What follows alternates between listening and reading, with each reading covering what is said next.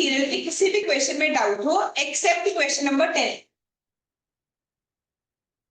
Online offline किसी भी student को स्टडी मटेरियल के किसी भी क्वेश्चन में डाउट हो एक्सेप्ट क्वेश्चन नंबर 10। क्लियर है? ठीक है, फिर चलते हैं पीवाईक्यू पे। पीवाईक्यू 1 है डाउट? पीवाईक्यू में बताओ कौन से क्वेश्चन में डाउट है? सेकंड क्वेश्चन में आंसर भी मैच कर रहा कि समझ नहीं आया?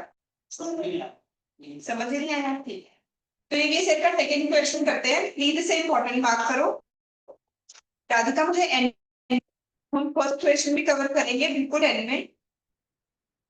सबसे पहले आज हम स्टार्ट कर रहे हैं प्रीवियस ईयर के सेकंड क्वेश्चन के साथ।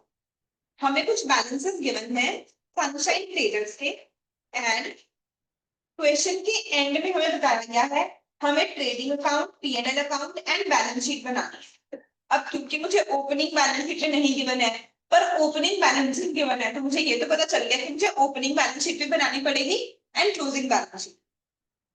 अदरवाइज एडजस्टमेंट्स देखते हैं थोड़ी। डेप्रिसिएशन चार्ज करनी है हमें काफी सारे एसेट्स पे।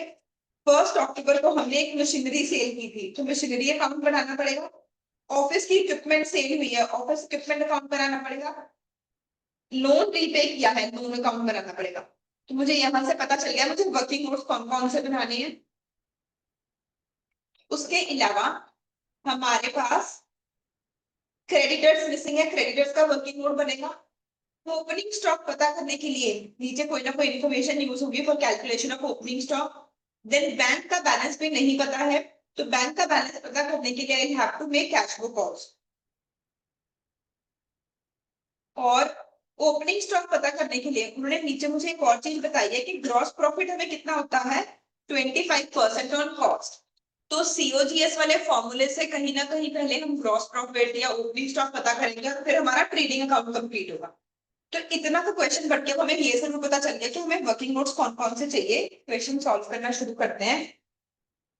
सबसे फर्स्ट पेज पे प्रीवियस ईयर क्वेश्चन था question number 2 in the books of sunshine traders. First page पे हम क्रिएट करेंगे trading account.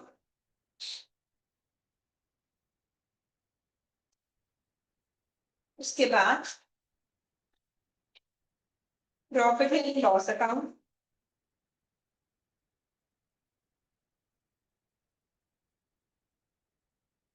Next working notes में फर्स्ट वर्किंग नोट बनेगा हमारे पास ओपनिंग बैलेंस शीट। शायद इसकी जरूरत ना भी पड़े। Next cash book. Cash book में अभी तक मुझे सिर्फ बैंक कॉलम ही दिखना है बट जब आप परचेजेस वगैरह देखो वहां पे कैश परचेज का भी कोई कॉलम था उन्होंने बताया हुआ था। तो एक बार मैं कैश और बैंक कॉलम सेपरेटली बना, लेट्स सी रिक्वायरमेंट कैसी है, बट एक बार हम कैश और बैंक कॉलम सेपरेटली क्रिएट कर रहे हैं।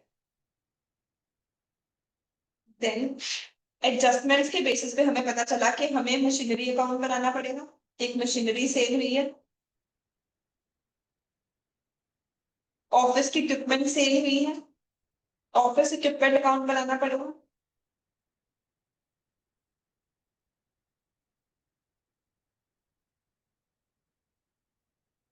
ऑफिस इक्विपमेंट के अलावा लोन प्रीपे हो रहा है, लोन अकाउंट बनाना पड़ेगा। एंड मीटिंग थी ना, हमारे पास क्रेडिटर्स की क्लोजिंग बैलेंस मिसिंग है तो क्रेडिटर अकाउंट बनाएंगे।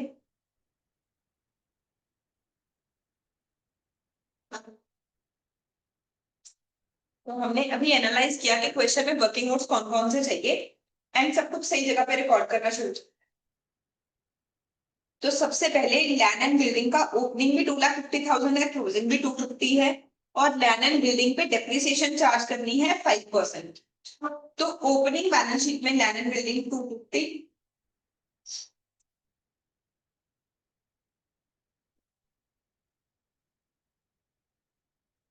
क्लोजिंग बैलेंस शीट में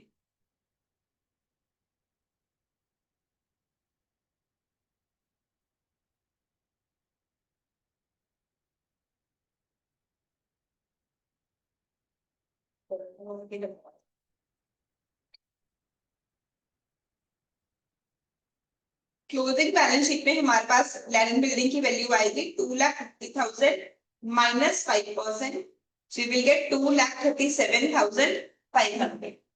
नहीं आ रहे ना? नेक्स्ट वर्ड नोट बना लेते हो ओपनिंग बैलेंस शीट का. I forgot to make balance sheet.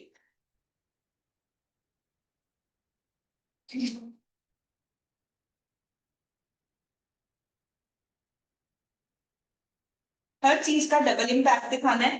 Depreciation का एक इम्पैक्ट हम लोगों ने बैलेंस शीट में दिखा दिया, एक इम्पैक्ट आएगा P&L में. टू डेप्रिसिएशन इनर कॉलम में प्लांट एंड मशीनरी की डेप्रिसिएशन आ गई हमारे पास 12,500, sorry land and building 12,500. Next second point हमें क्वेश्चन में गिवन है प्लांट एंड मशीनरी का ओपनिंग बैलेंस है 1,10,000, क्लोजिंग बैलेंस है 1,65,000. तो सबसे पहले मशीनरी अकाउंट में ब्रॉड डाउन है 1,10,000, कैरी डाउन है 1,65,000. इसके बारे में एडजस्टमेंट भी गिवन है. एंड हम साथ ही ओपनिंग बैलेंस शीट पे लिख देंगे कि प्लांट एंड मशीनरी की वैल्यू गिवन है 1,10,000. नेक्स्ट ऑफिस इक्विपमेंट की वैल्यू गिवन है 52,500 एंड 42,500. तो ओपनिंग बैलेंस शीट में वैल्यू आ जाएगी ऑफिस इक्विपमेंट की 52,500 एंड ऑफिस इक्विपमेंट लेजर में भी एसेट है, एसेट का ब्रॉड डाउन होगा डेबिट साइड, कैरी डाउन होगा क्रेडिट साइड. एडजस्टमेंट है इसलिए हम क्लोजिंग बैलेंस शीट में नोट डाउन नहीं कर रहे हैं. डेटर्स, डेटर्स के बारे में अभी हम लोगों ने लेजर नहीं बनाया, देखते हैं अगर आगे क्वेश्चन में जरूरत पड़ी. बट डेटर्स का ओपनिंग बैलेंस शीट में आएगा 7,750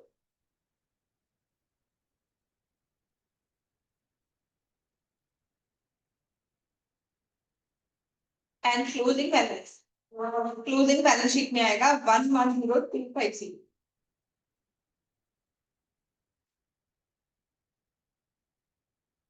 नेक्स्ट क्रेडिटर्स का ओपनिंग बैलेंस गिवन है 47,500. तो हम लोग इसे नोट डाउन करेंगे. क्रेडिटर्स अकाउंट में ओपनिंग बैलेंस आएगा क्रेडिट साइड. ओपनिंग बैलेंस हमें गिवन है 47,500 एंड ओपनिंग बैलेंस शीट में भी क्रेडिटर्स की वैल्यू आ जाएगी 47,500.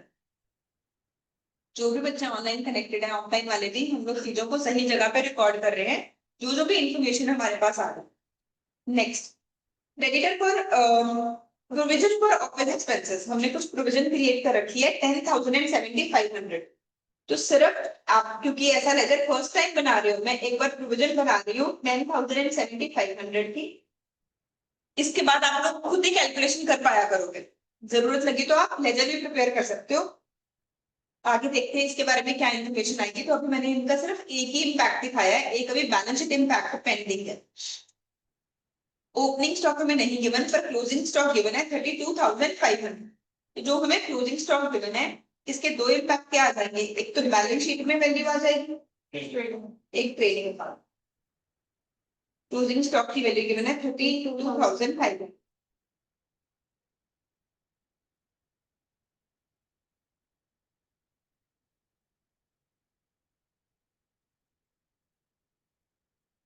Next long term loan, bank से हमने लोन लिया हुआ है 10% पे. बैंक से स्टार्टिंग में लोन था 62,500, एंड में लोन रह गया है 50,000.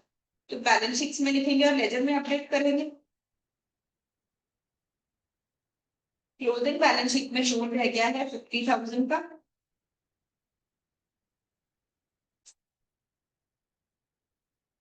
लोन अकाउंट में opening loan credit side, closing loan debit side and opening balance sheet में लोन आ जाएगा 62,500.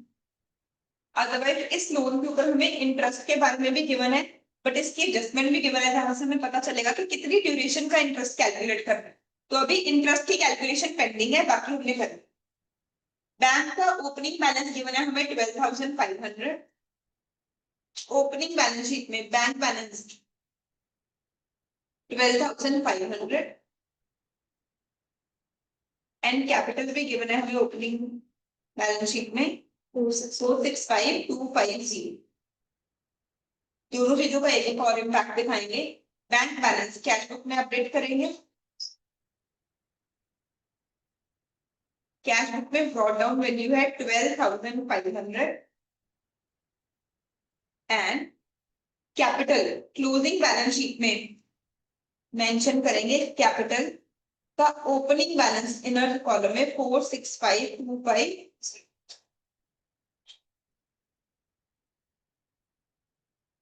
यहां तक तो किसी को कोई प्रॉब्लम नहीं आई होगी, आसान टॉपिक था। वो हम 11th क्लास से करते आ रहे हैं, बिल्कुल वैसे ही हमें सिर्फ आइटम्स गिवन है और हमने देखना था क्या चीज कहां पे रिकॉर्ड करनी है। अब देखो कहीं पर भी ना हमें ये कैश के बारे में कोई अलग इन्फॉर्मेशन गिवन ही नहीं। पिछले हमने कुछ क्वेश्चंस किए थे, वो हमें बताते थे कि डेटर्स हमें सिर्फ कैश में पे करते हैं, हम क्रेडिटर्स को सिर्फ चेक से पे करते हैं, जो भी डेटर से कलेक्शन होती है हम अकाउंट में डिपॉजिट कराते हैं। यहाँ पे पूरे क्वेश्चन में कहीं पर भी पूरा कोई कैश वर्ड ही नहीं आया एक्सेप्ट दिस। और इससे भी एक्चुअली ये नहीं पता चल रहा कि ये परचेज कैश से या बैंक से, इससे ये पता चल रहा है कि बाकी की परचेजेस क्रेडिट में है, कि कुछ पेमेंट साथ के साथ हो गई है और बाकी की पेमेंट करनी बाकी है, क्योंकि उन्होंने क्या बोला है कि टोटल परचेजेस में कैश परचेजेस इतनी है, तो वो क्या रेफर कर रहे हैं कि बाकी परचेजेस क्रेडिट में है। तो इसका मतलब मुझे एज्यूम करना पड़ेगा कि कैश बुक में एक ही कॉलम बनाना है, bank column, cash column exist ही नहीं करेगा। आपके साथ भी पेपर में ऐसा होगा एक्चुअली चैप्टर का क्वेश्चन सॉल्व करते हुए कि हमें पता ही नहीं चल रहा क्या करना है। तो आप अपनी तरफ से जो जो पॉइंट्स मिल रहे हैं उनको सही जगह पे लिखो, खुद ही आपके पास आंसर्स आए। It is like a treasure, treasure game. ठीक है, तो डेटर से जो पैसे मिले हैं इससे डेटर्स की वैल्यू कम होगी। हमने अभी तक डेटर्स अकाउंट नहीं बनाया, बट हमें बना लेना चाहिए, उससे कोई इन्फॉर्मेशन मिलेगी। एंड बैंक में पैसे आएंगे, तो एक इम्पैक्ट तो क्या आ गया, कैश बुक में डेटर से हमें रिसीव हो गए 465,2 462,500 and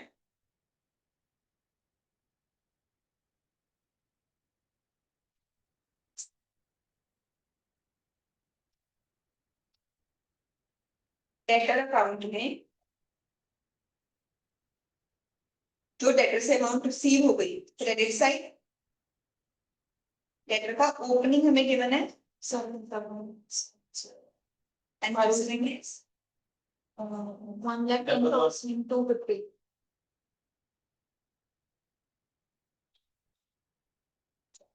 next payment to creditors, creditors को पेमेंट की है 262,500, तो जो पेमेंट कर दी क्रेडिटर्स की वैल्यू कम हो जाएगी क्रेडिटर्स अकाउंट में डेबिट साइड एंड पेमेंट करती तो कैश बुक में क्रेडिट साइड।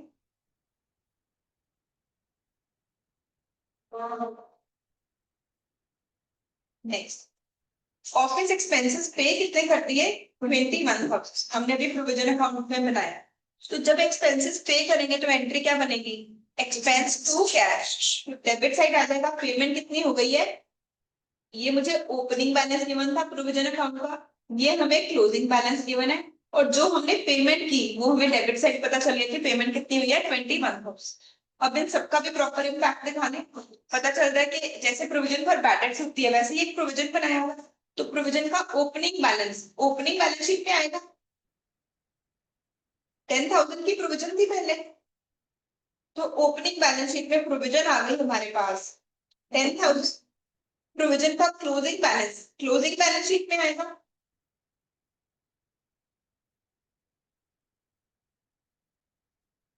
एंड जो पेमेंट कर दी कैश बुक से पेमेंट हो जाएगी, एक्सपेंसेस की पेमेंट आ गई 21,000।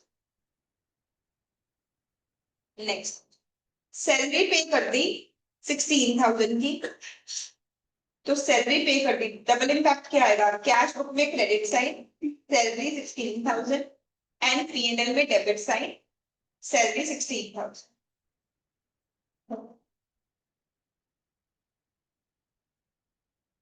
सेल के एक्सपेंसेस हुए हैं, सेलिंग एक्सपेंसेस गिवन है, तो पीएनएल में debit side selling expenses 7500 and payment में सेलिंग एक्सपेंसेस 75।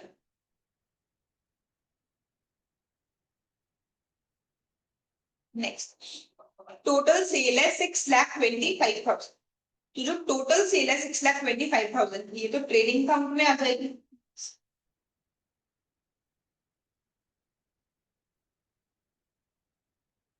ठीक है ना। अब टोटल सेल के बारे में बोला गया कि इसमें से क्रेडिट सेल कितनी है 80%। तो 6,25,000 का 80%। तो डेटर्स कितने इंक्रीज करने पड़ेंगे, जो क्रेडिट सेल हुई है उसकी वजह से डेटर्स बढ़ जाएंगे। तो डेटर्स इंक्रीज हो जाएंगे हमारे 5 लाख से।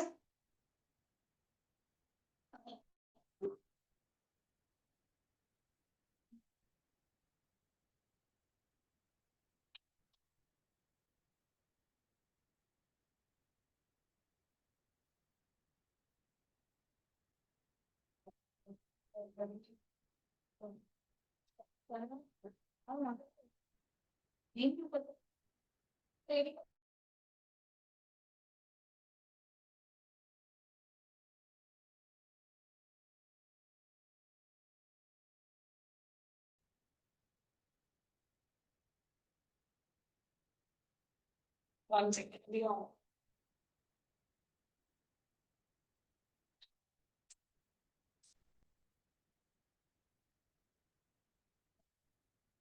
तो क्या होता है, हम साथ साथ नोट डाउन करना शुरू करते हैं। सेल क्रेडिट सेल आ गई हमारे पास डेटर्स अकाउंट में, और जो कैश सेल है इसका इम्पैक्ट कहाँ पर आएगा, कैश बुक में डेबिट साइड हमें अमाउंट सेल हो गई है 1,25,000। So sale that we have received is 1,25,000. Next, credit में परचेज किया है हमने 2,70,000। तो जो क्रेडिट में परचेज किया है उन्होंने बोला कि कैश परचेज 40% है, इसका मतलब कि क्रेडिट परचेज कितनी है 60%। अगर 60% परचेज 2,70,000 है तो 100% परचेज कितनी हो जाएगी 2,70,000 डिवाइडेड बाय 60%। 450 की परचेजेस आ गई। जो टोटल परचेजेस हैं इसके डबल इम्पैक्ट क्या दिखाओगे ट्रेडिंग अकाउंट।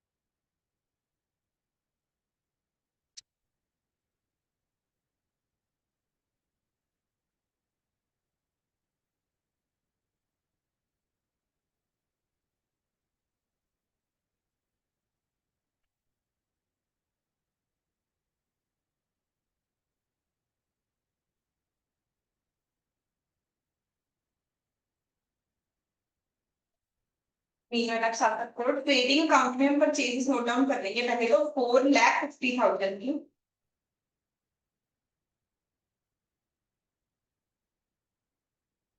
इसके बाद उन्होंने बोला 40% परचेजेस जो है वो कैश में है, तो इसका मतलब हमने साथ के साथ इसकी पेमेंट कर दी होगी। तो उसका इम्पैक्ट कहां पर आ जाएगा, कैश बुक में क्रेडिट साइड दिखाएंगे कि हमने पेमेंट कर दी है। कितना अमाउंट आएगा 1,8। कैश बुक से पेमेंट हो गई परचेजेस की 1,8 एंड क्रेडिटर्स में परचेजेस इंक्रीज हो रही है, क्रेडिटर्स इंक्रीज हो रहे हैं बिकॉज ऑफ परचेजेस, तो क्रेडिटर अकाउंट में क्रेडिट कर देंगे 2,70,000। सॉरी फॉर डिसरप्शन, बीच में थोड़ा कनेक्शन इशू था। आई होप ऑनलाइन स्टूडेंट को कुछ मिस नहीं हुआ है, ऑफलाइन में सबको सब समझ आया है जो कुछ हमने अभी तक किया। नेक्स्ट पॉइंट, सिर्फ एक यही नहीं है पॉइंट है इस क्वेश्चन में उन्होंने बोला कि हमें हमारा प्रॉफिट का मार्जिन कितना है 25% ऑन कॉस्ट। अब मुझे टोटल कॉस्ट ही नहीं पता, अगर कॉस्ट पता होती तो हम लोग उसके ऊपर 25% कैलकुलेट करके जीपी पता कर लेते। बट अगर मान लो मैं कॉस्ट एज्यूम कर लूं एक्स, तो प्रॉफिट कितना हो गया, तो सेलिंग प्राइस कितना होना चाहिए। तो अगर मुझे एक्स नहीं पता पर मुझे सेलिंग प्राइस तो पता है ना, मुझे टोटल सेल कितनी गिवन है 6,25,000, तो डिवाइडेड बाय 125%, आपके पास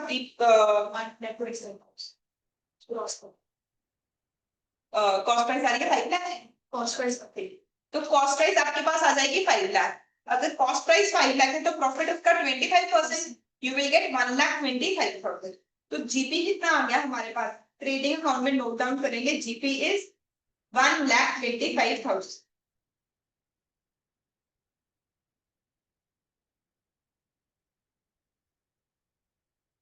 अब यहां से आप ओपनिंग स्टॉक पता कर सकते हैं, 375 बैलेंसिंग फिगर हो गई ओपनिंग स्टॉक। अब इस ओपनिंग स्टॉक का एक और इम्पैक्ट कहां पर दिखाएंगे, ओपनिंग बैलेंस शीट में हमने स्टॉक नहीं लिखा है, तो ओपनिंग बैलेंस शीट में स्टॉक की वैल्यू आ जाएगी 3,75,000।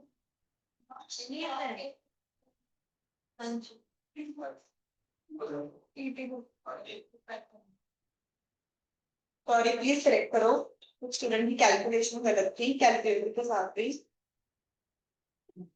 तो वैल्यू आएगी आपके पास 82,500।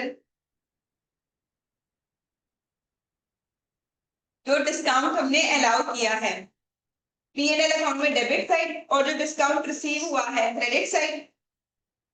डिस्काउंट अलाउड पीएनएल में डेबिट साइड 2750, डिस्काउंट रिसीव 2250।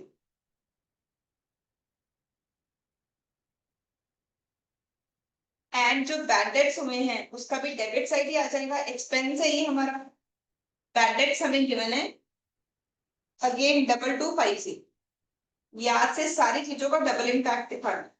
तो जो डिस्काउंट अलाउ किया है हमने उसकी वजह से हमारे डेटर कम हो गए होंगे, और जो डिस्काउंट रिसीव हुआ है उसकी वजह से क्रेडिटर कम हो गए होंगे।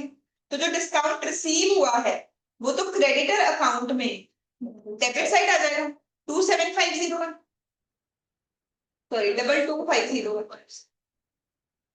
एंड जो डिस्काउंट अलाउ किया है डेटर अकाउंट में क्रेडिट साइड आ जाएगा। एंड जो बैड डेट्स है उसकी वजह से भी डेटर कम होंगे। एक ये नया पॉइंट है, क्वेश्चन में 3 नए पॉइंट्स आए हैं। एक तो हमें जीपी रेशियो जो थी इस केस में सेल के बेसिस पे नहीं गिवन थी, और डिस्काउंट अलाउड रिसीव्ड का हर चीजों का डबल इम्पैक्ट दिखाना है। तो जो डिस्काउंट अलाउ किया डेटर कम हो गए, डिस्काउंट रिसीव हुआ है क्रेडिटर कम हो गए, और बैड डेट से भी हमारे डेटर्स क्या हो गए कम। सबका एक और इम्पैक्ट आ गया। नेक्स्ट डेप्रिसिएशन तो एंड में कैलकुलेट होगी, उससे पहले कहते हैं हमने 1 अक्टूबर को एक मशीनरी सेल की है जिसकी बुक वैल्यू थी 20,000 ऑन 31 मार्च। हमने 7,500 के लॉस पे बेच दी एंड एक नई मशीनरी परचेज किया। नई मशीनरी हमने कब परचेज की है 1 जनवरी। तो पहले जो सेल की है उसके बारे में देखते हैं। अगर कोई एसेट की वैल्यू थी 20,000 31 मार्च को, और जो मशीनरी है उसके ऊपर 10% की डेप्रिसिएशन लग रही है, तो हाफ ईयर की डेप्रिसिएशन कितनी हो जाएगी। हमने एसेट कब सेल की है अक्टूबर में, तो हाफ ईयर की डेप्रिसिएशन और चार्ज करनी है।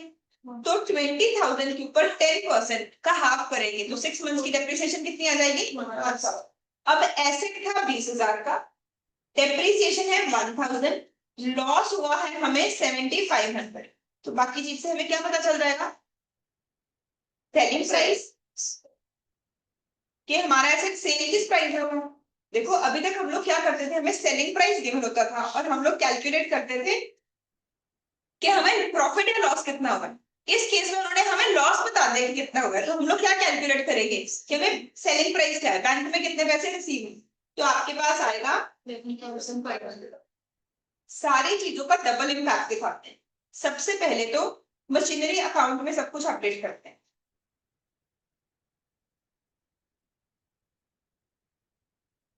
मशीनरी अकाउंट में बैंक में रिसीव हुए हैं 11,500, हाफ ईयर की डेप्रिसिएशन चार्ज किया है हमने 1,000, लॉस हुआ है हमें 7,500। अब यहां से आपको पता चल जाएगा हमने नया एसेट कितना परचेज किया। Balancing figure 75,000।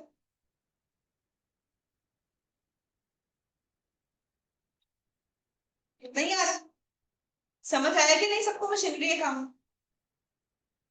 उन्होंने हमें बोला कि हमने 20,000 का एसेट सेल कर दिया, मैंने 20,000 की बाइफरकेशन लिख दी कि बैंक में कितने पैसे आए हैं, डेप्रिसिएशन कितनी है, लॉस कितना है, ओपनिंग भी गिवन है, क्लोजिंग भी गिवन है। तो डिफरेंस फिगर क्या रिप्रेजेंट कर रही है कि नया एसेट कितना परचेज किया। इसकी इन्होंने डेट भी बता रखी है, कहते नया एसेट कब परचेज किया हमने, 1 जनवरी 2019। बिफोर आई डू दिस, एक बार मशीनरी के ऊपर डेप्रिसिएशन कैलकुलेट करो कितनी बनेगी।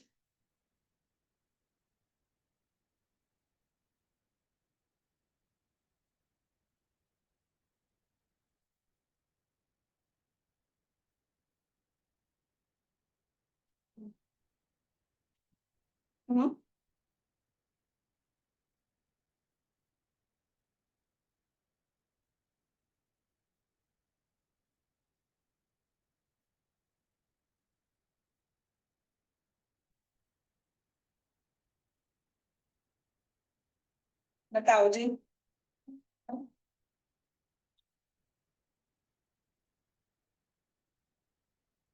कितनी बनेगी डेप्रिसिएशन? 10,000 है। देखो कैसे कैलकुलेट करेंगे। 1,10,000 की मशीनरी थी, इसमें से 20,000 की तो चली गई, इसकी डेप्रिसिएशन भी अलग कैलकुलेट हो रखी है। तो 90,000 के ऊपर डेप्रिसिएशन कितनी आएगी, 90,000 के ऊपर तो डेप्रिसिएशन फुल ईयर की लगाएंगे।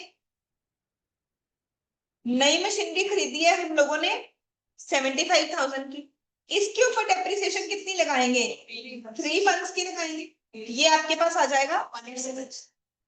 एंड जो मशीनरी सेल हो गई 20,000 के ऊपर डेप्रिसिएशन लगाएंगे हाफ ईयर की, ये हमारे पास आ जाएगी 1,000।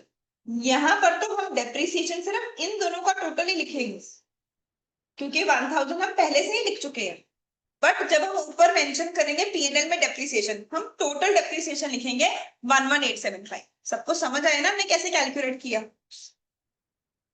तो हर चीजों का अब हर सबका डबल इम्पैक्ट दिखाएंगे ध्यान से।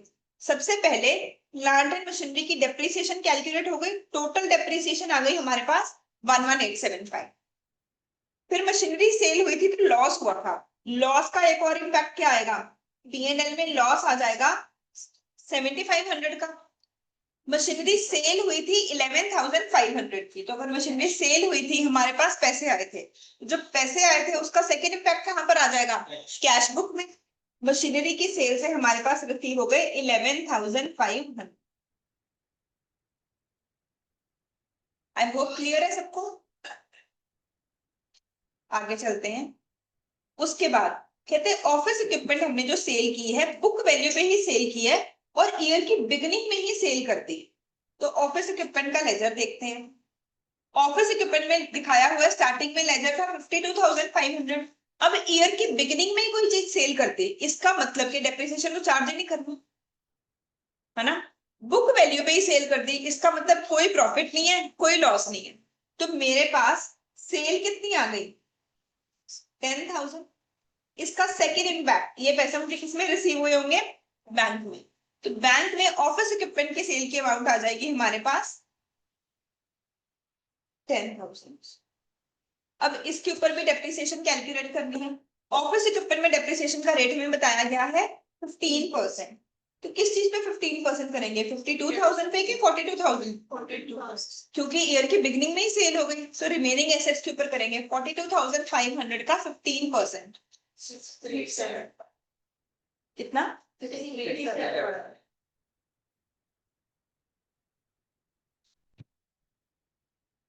टोटल अमाउंट आ गई हमारे पास 307,000। टोटल डेप्रिसिएशन आपके पास आएगी 30750। हमने क्लोजिंग बैलेंस शीट में अभी तक ऑफिस इक्विपमेंट एंड मशीनरी का बैलेंस नहीं लिखा है, अब वो भी लिख दें, office equipment and plant and machinery का बैलेंस। लेजर से देख लेते हैं। प्लांट एंड मशीनरी हमारे पास बच रही थी 1,65,000 की, पर 1,65,000 के बाद हमने डेप्रिसिएशन भी तो चार्ज की है। डेप्रिसिएशन कितनी चार्ज की है याद से? 10875। तो एंड में आपके पास वैल्यू कितनी बच रही होगी? 154,155। सिमिलरली ऑफिस इक्विपमेंट की वैल्यू थी 42,500। इसमें से भी डेप्रिसिएशन माइनस करने के बाद हमारे पास फाइनली वैल्यू कितनी आ रही है? 361,112। क्लोजिंग बैलेंस शीट पे वैल्यू आएगी 154,125 एंड 36125। उसके बाद लास्ट में कहते लोन हमने कब रीपे किया है? ईयर के एंड में। और जब हमने लोन रीपे किया, हमने इंटरेस्ट भी क्या कर दिया? पे कर दिया। मतलब कोई भी इंटरेस्ट आउटस्टैंडिंग नहीं है, हमने ऊपर पेंडिंग छोड़ा था ना, सारा इंटरेस्ट पे हो चुका है और कुछ लोन भी पे हो चुका है। तो लोन अकाउंट भी देख लेते हैं, उससे पता चल जाएगा कितना लोन पे हुआ है। लोन अकाउंट में ओपनिंग लोन था 62,500, क्लोजिंग लोन है 50,000, तो कितना लोन पे हो गया? 12,500 का लोन हमने पे कर दिया। इसका सेकेंड इम्पैक्ट कहां पे दिखाएंगे? कैश बुक में। लोन पे हो गया, क्रेडिट साइड हमने एनपीओ में पढ़ा था कि रिसीट एंड पेमेंट अकाउंट में, कैश बुक में तो सारी पेमेंट्स आती हैं, चाहे कैपिटल नेचर की पेमेंट्स हो चाहे रेवेन्यू नेचर की। तो कोई भी पैसे चाहेंगे हम यहाँ पर रिकॉर्ड करेंगे। 12,500 की हमने पेमेंट कर दी। इंटरेस्ट किस अमाउंट पे कैलकुलेट करें? ओपनिंग बैलेंस पे या क्लोजिंग बैलेंस पे? किस पे करेंगे? देखो, लोन के ऊपर जो इंटरेस्ट की कैलकुलेशन करेंगे 10% पे, ओपनिंग बैलेंस पे करो या क्लोजिंग पे करो? ओपनिंग पे करेंगे, क्योंकि लोन पे ही कब हुआ है? ईयर एंड में। तो पूरा साल का इंटरेस्ट पे किया होगा हमने। पूरे साल का इंटरेस्ट कितना आ जाएगा? 6250, 10%। डबल इम्पैक्ट क्या बनेगा? पीएनएल में एंड कैश बुक में पेमेंट। इंटरेस्ट की पेमेंट हो गई 6250 एंड पीएनएल में इंटरेस्ट का एक्सपेंस आ गया 6250। डन है सब कुछ? अब यहाँ पे मैंने एक वर्किंग नोट अलग से बनाया था, वर्किंग नोट सारे क्लोज करते हैं। सबसे पहले प्रोविजन अकाउंट, यहां से आपको पता चल जाएगा इस साल का एक्सपेंस कितना है, वो आएगा 18,500। तो जो एक्सपेंसेस है, सेकेंड इम्पैक्ट, पीएनएल में एक्सपेंसेस आ जाएंगे 18,500।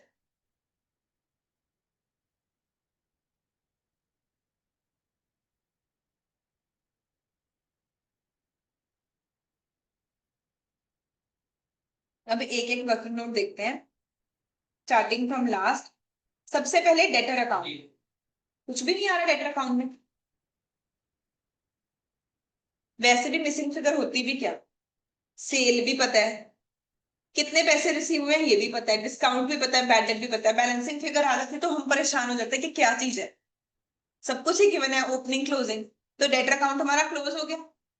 ओपनिंग बैलेंस शीट, ये भी बैलेंस, क्योंकि इसमें भी कैपिटल हमें पहले से ही पता है, बल्कि हमने ओपनिंग स्टॉक खुद ढूंढा है। तो एक्चुअली ये क्वेश्चन आपको पेपर में करते हुए ही पता चल जाएगा ठीक है या नहीं। अगर ये मैच ना होती, इसका मतलब मेरा ओपनिंग स्टॉक गलत था। ट्रेडिंग अकाउंट में जो हमने खुद फाइंड आउट किया उसमें कोई ना कोई गलती हुई, राइट? ओपनिंग बैलेंस शीट से भी कुछ नहीं पता चला। क्रेडिटर अकाउंट, यहां से हमें पता चलेगा closing balance 5275। Second impact, closing balance sheet में क्रेडिटर्स आ जाएंगे 52,750।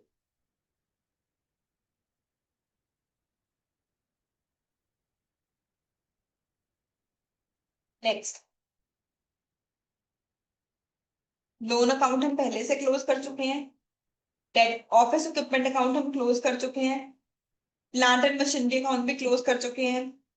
कैश बुक से आपको मिल जाएगा कैरी डाउन,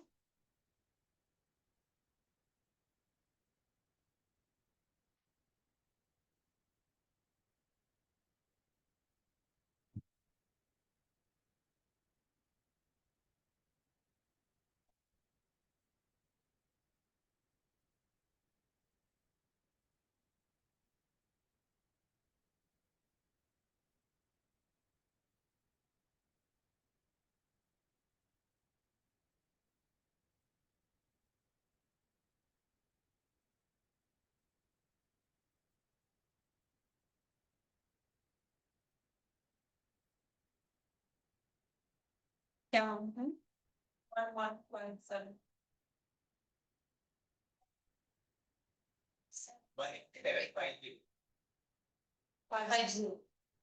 5750 यस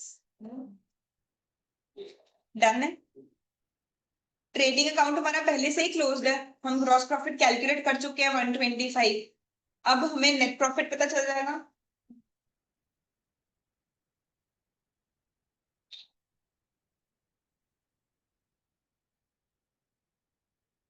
इसमें क्या मिस्टेक लगा था आपको?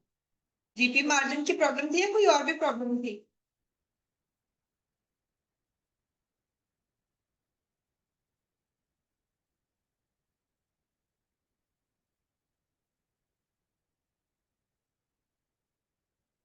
ये इंटर का क्वेश्चन है, मई 19 में ये टॉपिक इंटर में था। क्या आ रहा है प्रॉफिट? मैच कर रहा है 35750। इसे बैलेंस शीट में डाल के चेक कर लो, हमारी बैलेंस शीट मैच कर रही है।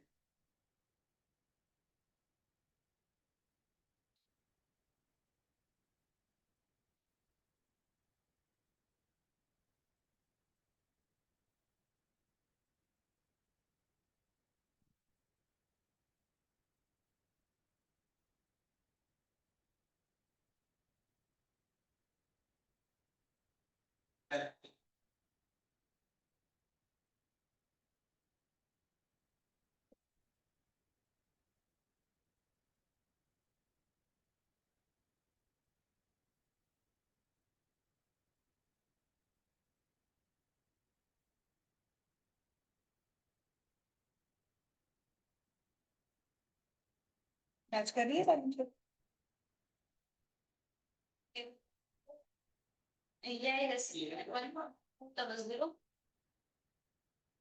क्या बैलेंस शीट का डॉक्यूमेंट?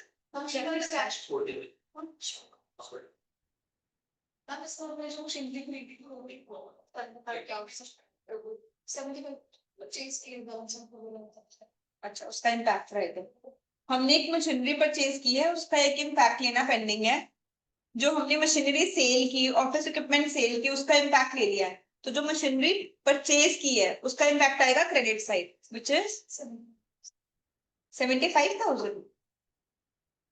यस, तो हमारी कैश बुक का बैलेंस था 115750। ये बैलेंस कम हो जाएगा 40750। अब चेक करो, मैच हो जाएगा।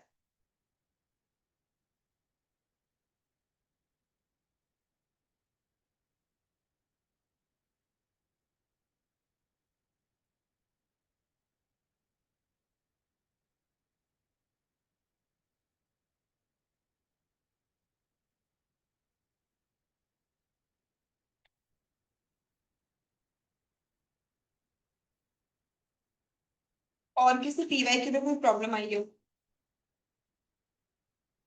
ऑनलाइन ऑफलाइन किसी भी स्टूडेंट को किसी भी और प्रीवियस क्वेश्चन में डाउट हो?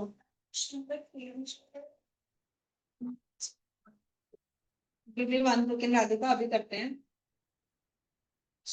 हम्म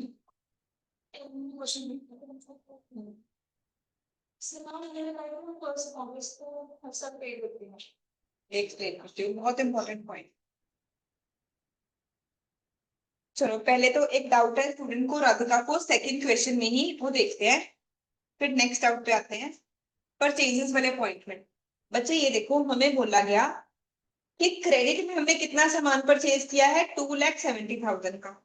कैश में कितना परचेज किया नहीं बताया, पर ये बताया कि कैश परचेज कितनी है, 40%। अगर कैश परचेज टोटल का 40% है तो क्रेडिट परचेजेस कितनी हो जाएंगी, 60%। तो अगर 60% परचेजेस इज इक्वल टू 2,70,000, तो यूनिटरी मेथड से या प्रोपोर्शनेट मेथड से 100% परचेजेस कितनी हो जाएंगी, 2,70,000 डिवाइडेड बाय 60%। आपके पास टोटल परचेजेस आ जाएंगे।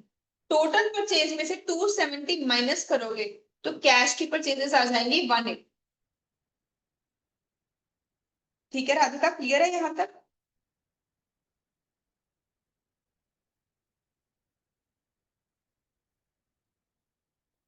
नेक्स्ट, प्रीवियस क्वेश्चंस के थर्ड का second point very very important, और ये ना आई से बार बार चेक कर रहा है।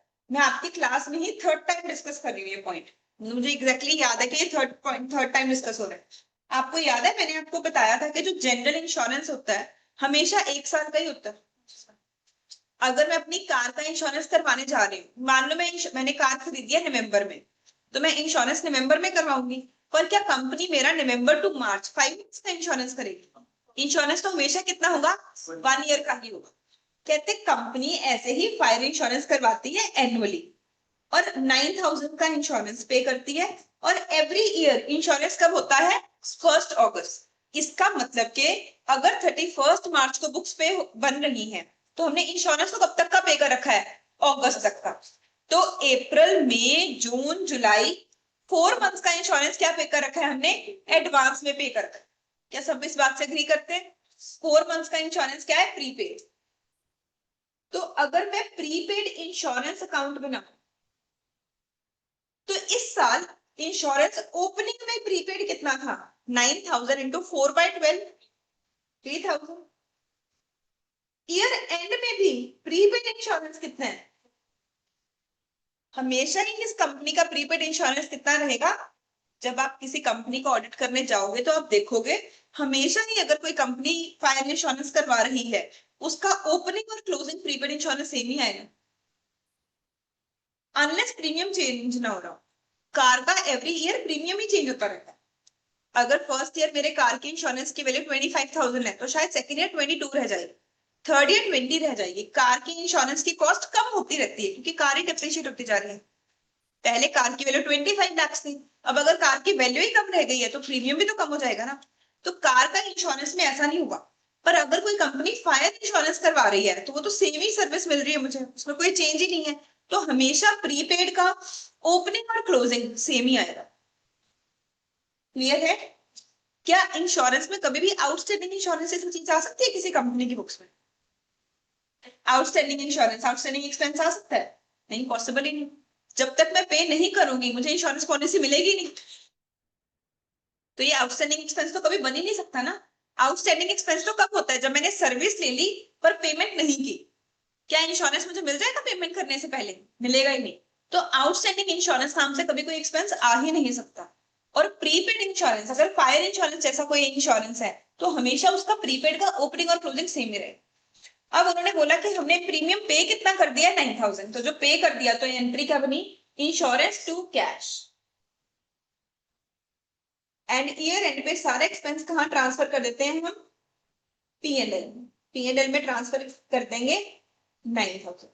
मतलब के ओपनिंग बैलेंस शीट में प्रीपेड इंश्योरेंस आएगा 3,000, क्लोजिंग बैलेंस शीट में प्रीपेड इंश्योरेंस आएगा अगेन 3,000, पीएनएल में एक्सपेंस आएगा 9,000, और कैश बुक में पेमेंट भी कितनी आएगी, 9,000। Right? They didn't include the 6,000 here. 6,000 ही 9,000 आएगा, Even 9,000. कुछ नहीं. क्योंकि वो इसमें छुपा होगा।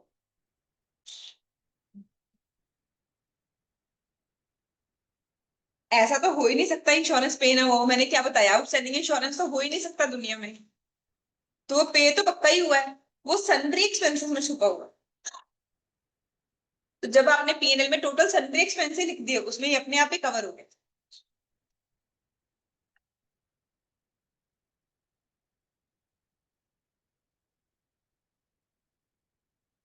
बहुत अच्छा पॉइंट था। नेक्स्ट अब,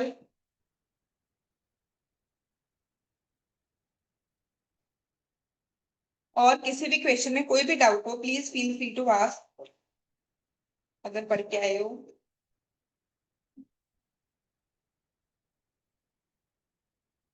Radhika, can you specify PYQ1 में किसी स्पेसिफिक एडजस्टमेंट में प्रॉब्लम है या पूरा क्वेश्चन ही करें?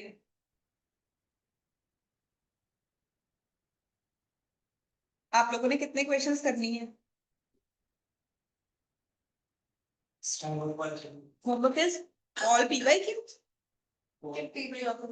अच्छा, PYQ 5 तक थे, वो आपने सबने कर दिया, बाकी अभी पेंडिंग है। बाकी फर्स्ट सब आज का एडजस्टमेंट है। क्या चीज दोबारा पूछो। पीवाईक्यू का फर्स्ट में फर्स्ट एडजस्टमेंट प्रॉब्लम है। ठीक है, वो अभी देखते हैं। और फिर हम स्टडी मटेरियल का 10th क्वेश्चन करते हैं, बाकी क्वेश्चन बाद में देख लेंगे। देखते हैं कौन सा होमवर्क में और कौन सा दे करना है।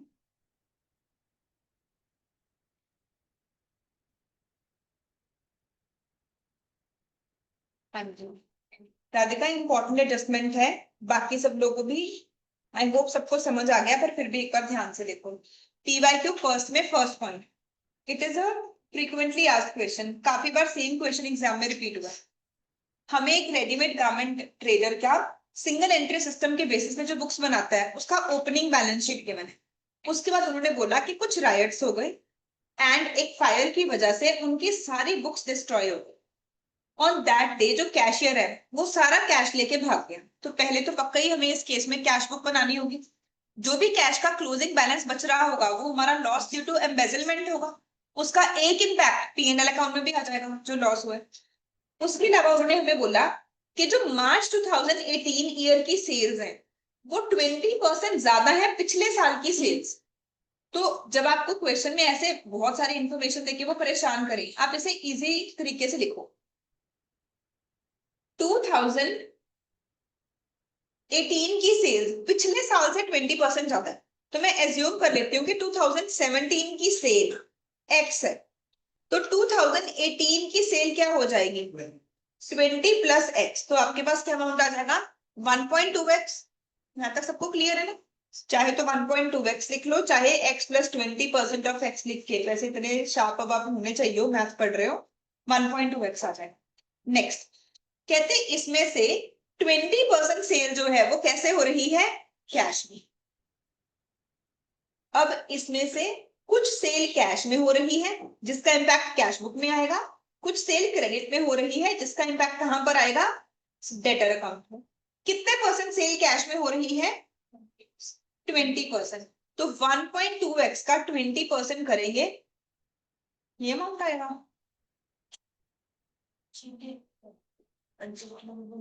हाँ देखेंगे अभी कितना ही आ रहा है। क्रेडिट डेट सेल आ गई हमारे पास 0.96x। उसके बाद कहते हैं वो हमेशा गुड्स सेल कैसे करता है, हमेशा वो गुड्स सेल करता है कॉस्ट प्लस 25%। जितनी भी हमारी कॉस्ट प्राइस होती है उसमें 25% मार्जिन हम ऐड कर देते हैं एंड वो हमारी आ जाती है सेलिंग प्राइस। तो अब हमें ये देखना है हमें कहीं पे भी कॉस्ट प्राइस गिवन है या फिर नहीं है। इसी पॉइंट से रिलेटेड हमें एक और एडजस्टमेंट गिवन है। कहते जीपी जो था लास्ट ईयर का वो था 3 लाख। तो अगर लास्ट ईयर का जीपी 3 लाख था, अब इसके साथ एक नई इक्वेशन बनानी पड़ेगी। लास्ट ईयर की कैलकुलेशन करते हैं। हमेशा ही हमारा मार्जिन क्या है कॉस्ट प्लस 25। तो लास्ट ईयर क्या हुआ होगा, अगर कॉस्ट प्राइस वाई रही होगी तो लास्ट ईयर प्रॉफिट कितना हुआ होगा 25% ऑफ वाई। तो लास्ट ईयर की सेल कितनी आ जाएगी 1.25 Y which is equal to sorry 25% of Y is equal to 3 lakh. Y की वैल्यू आ जाएगी आपके पास 12 लाख। तो पिछले साल की सेल कितनी आ गई 12 लाख आ गई। इतनी बात राधिका समझ आई? फर्स्ट पॉइंट के साथ ही फोर्थ पॉइंट लिखनी करना पड़ेगा। फर्स्ट पॉइंट में कहते हैं हमेशा उसका मार्जिन क्या है कॉस्ट में 25% ऐड कर दो। फिर उन्होंने हमें फोर्थ पॉइंट में बताया पिछले साल का प्रॉफिट 3 लाख था, तो अगर पिछले साल का 3 लाख था और 25% मार्जिन है तो पिछले साल की सेल कितनी रही होगी 12 लाख।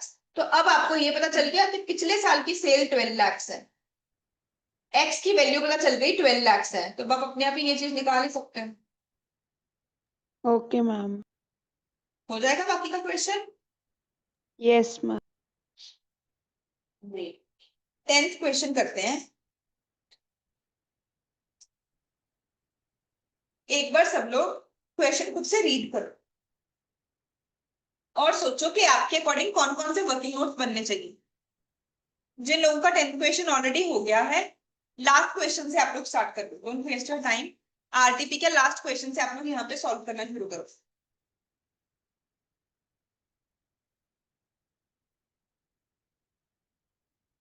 और किसी ने ट्राई नहीं किया पीवाईक्यू का कोड? होमवर्क में नहीं था code?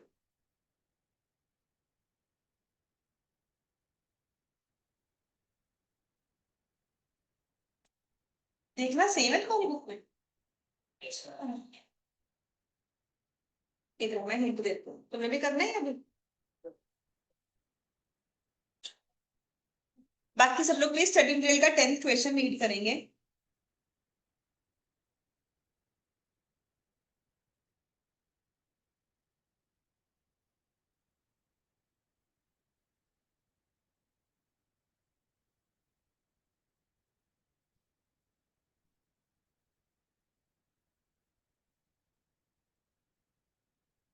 Online students please wait for 1 moment, हम अभी स्टार्ट कर रहे हैं।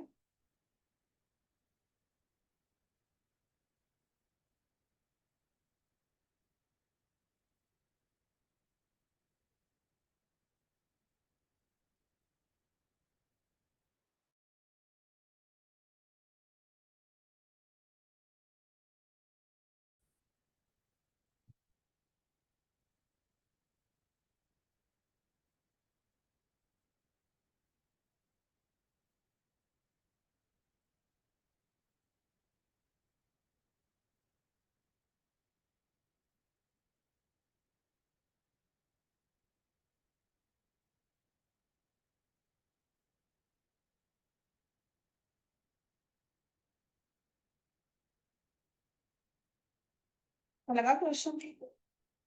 कौन कौन से वर्किंग नोट बनने चाहिए आपके according? Bill receivable, bills payable, balance sheet, machinery account, ठीक है, और डेटर्स एंड क्रेडिटर अकाउंट, ठीक है, डेफिनेटली बनेगा। और योर मेजर लेजर आपको लगता है जरूर बनाना पड़ेगा। Yes, cash book. Cash book के बिना हो ही नहीं सकता ये क्वेश्चन। चाहे हमें कैश का ओपनिंग और क्लोजिंग गिवन है।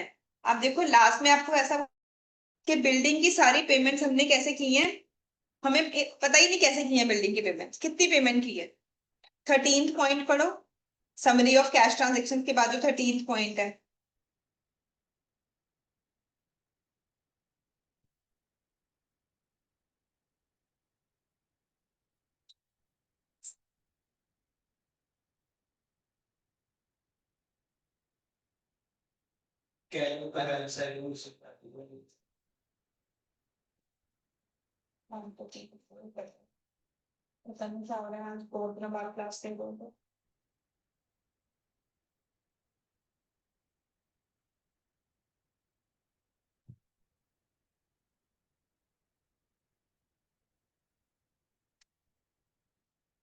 हाँ जी, इंपॉर्टेंट क्वेश्चन है, प्लीज सब लोग यहाँ पर फोकस करेंगे। I am starting study material का क्वेश्चन नंबर 10। देखो यहाँ पर हमें बताया गया कि बिल्डिंग परचेज की गई थी 30th नवंबर को एक नई ब्रांच ओपन करने के लिए। कुछ हमने एक्सपेंसेस किए हैं इस बिल्डिंग पे जिसकी कोई डिटेल ही नहीं मेंटेन। मान लो मैं अपने ऑफिस की कंस्ट्रक्शन कर रही हूँ, रोज कभी लेबर को पेमेंट करनी है, कभी कुछ फर्नीचर परचेज करना है, मैंने कोई डिटेल नहीं रखी, जो भी चीज चाहिए बस मैं उसकी पेमेंट कर दूं। अब ऊपर हमें उन्होंने हेडिंग क्या दी कि ये किस चीज की समरी है, कैश ट्रांजेक्शंस की। हमें कैश का ओपनिंग भी गिवन है, कैश का क्लोजिंग भी गिवन है। तो जो डिफरेंस अमाउंट आएगा कि कुछ पैसे आए और पता नहीं कहाँ पे चले गए, वो सारी पेमेंट किस चीज की हुई होगी, बिल्डिंग। तो कैश की वैल्यू में क्रेडिट साइड आ रहा होगा, पेमेंट साइड, एंड उसका इम्पैक्ट क्या आएगा बैलेंस शीट में, हमारी बिल्डिंग की वैल्यू उतनी अमाउंट से क्या हो जाएगी, इंक्रीज। तो चाहे हमें यहाँ पर दिख रहा है कैश का ओपनिंग और क्लोजिंग गिवन है, but this line is a hint कि हमें उसके बाद भी क्या ड्रॉ करना पड़ेगा, कैश बुक ड्रॉ करना पड़ेगा। क्या हम कैश और बैंक का सेपरेट कॉलम बनाएंगे कि सिंगल कॉलम के साथ ही काम चल जाएगा? सेपरेट बनाना पड़ेगा, क्योंकि सिर्फ जो कैश की पेमेंट्स हैं वही बिल्डिंग अकाउंट में जाएंगी ना। So we will have to make a separate column for cash book and cash and bank payments. तो पहले तो क्वेश्चन की रिक्वायरमेंट, क्वेश्चन ने हमसे डिमांड किया है ट्रेडिंग अकाउंट। फर्स्ट पेज पे हम लोग एक ट्रेडिंग अकाउंट बनाएंगे, then profit and loss account बनाएंगे,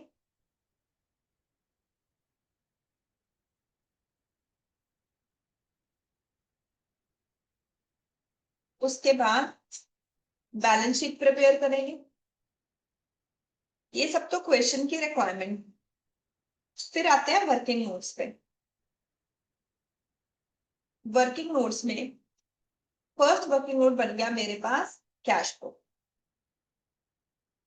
and double column cash flow. Debit side all receipts, credit side all payments separately for cash and transactions। उसके अलावा opening balance sheet,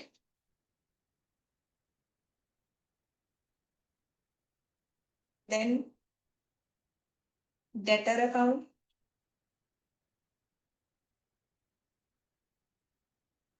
creditor account, bills receivable account, bills payable account, और आपने मुझे बोला था machinery account, कहा था ना किसने machinery account.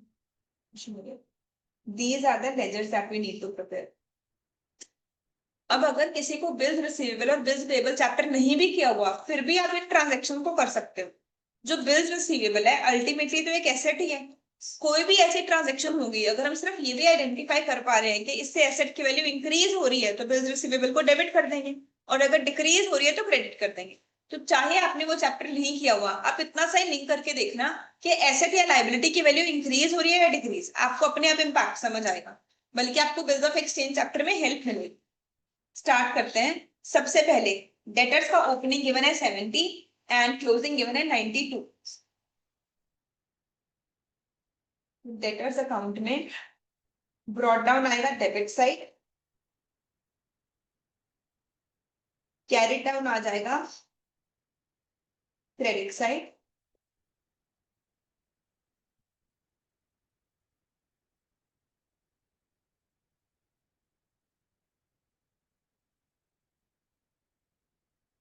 Second impact opening balance sheet में डेटर्स आएंगे 70,000, क्लोजिंग बैलेंस शीट में डेटर्स आएंगे 92,000। नेक्स्ट, बिल्स रिसीवेबल का ओपनिंग गिवन है 15, क्लोजिंग गिवन है 6। तो सबसे पहले बैलेंस शीट में बिल्स रिसीवेबल का ओपनिंग 15,000,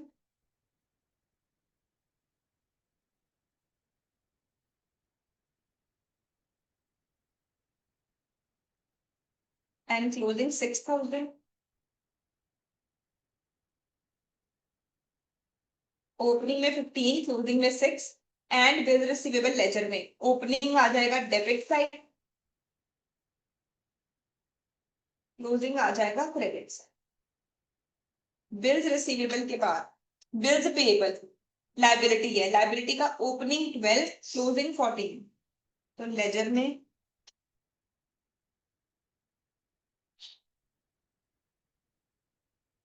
एंड बैलेंस शीट्स में इम्पैक्ट दिखाएंगे।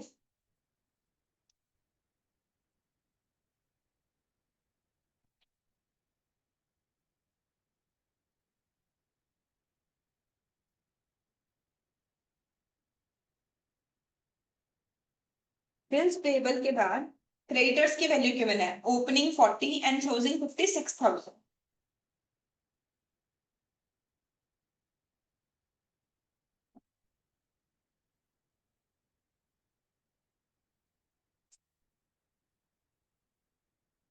बस आप अपनी बुक भी रेफर किया करो। क्रेडिटर्स का ओपनिंग हमें गिवन है 40,000 एंड क्लोजिंग गिवन है 56,000। Next, opening stock 1,10,000, closing stock 1,90,000। Impact आएगा एक तो ट्रेडिंग अकाउंट में and opening balance sheet and closing balance sheet में।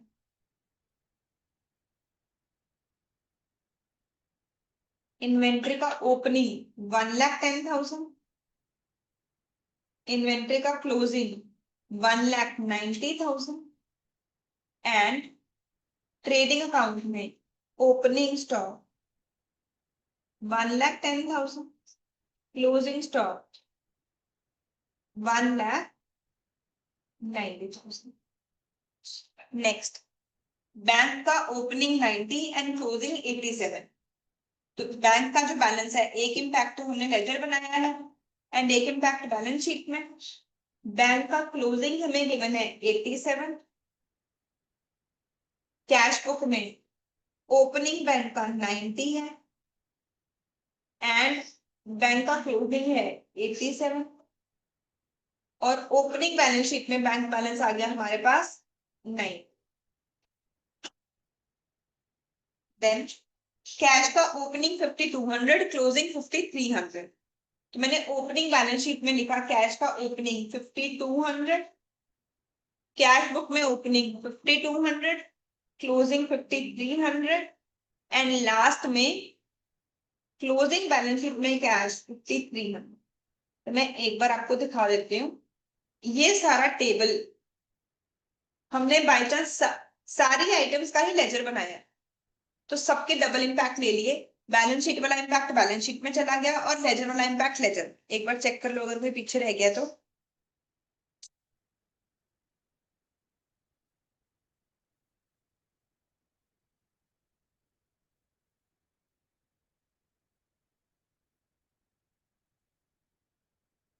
आगे चले। अब इस क्वेश्चन की पहली स्पेशल बात, कहते ही हम आपको समरी दे रहे हैं किस चीज की, कैश ट्रांजैक्शन की। इसका मतलब कि जब हम कैश बुक बना रहे होंगे तो ये सारी पेमेंट्स या रिसीट्स किस में हुई हैं, कैश में हुई। हमने कैश कॉलम में इसका इम्पैक्ट देखा। कहते सबसे पहले तो हमने बैंक में कुछ पैसे डिपॉजिट करवाए हैं। जो बैंक में पैसे डिपॉजिट करवाए हैं वो तो क्या हो गई, Contra entry. Receipt side bank column में आ जाएगा और पेमेंट साइड कहां पर आ जाएगा, कैश में। कहते हैं हमने जो डिपॉजिट करवाया है आफ्टर पेमेंट, पहले हमने ये सारी पेमेंट्स कर दी, उसके बाद जो हमारे पास पैसे बचे वो हमने बैंक में डिपॉजिट करवा दी। तो एक्चुअली आपके पास टोटल 5 पॉइंट्स हैं। 4, सैलरी का ट्रीटमेंट दिखाना है, आप शॉप एक्सपेंसेस का ट्रीटमेंट दिखाना है, सैलरी का दिखाना है, पर्सनल एक्सपेंसेस का दिखाना है, फिर आपने कॉन्ट्रा एंट्री करनी। तो सबसे पहले उन्होंने बोला हमने सैलरी पे की है 600 पर मंथ की। जो सैलरी पे की एंट्री क्या बन जाएगी, 600 इंटू 2 इंटू 12, 7200। डबल इम्पैक्ट क्या आएगा, P&L में, और पेमेंट साइड सैलरी में कैश कॉलम में आएगा 7200 और P&L में सैलरी का एक्सपेंस आ गया 7200। सॉरी मैं गलत यूज कर रही हूँ, शॉप एक्सपेंसेस है, मैंने गलती से सैलरी बोल दिया। सैलरी गिवन है 9200 पर मंथ, पूरे साल की कितनी बन जाएगी, 110,000।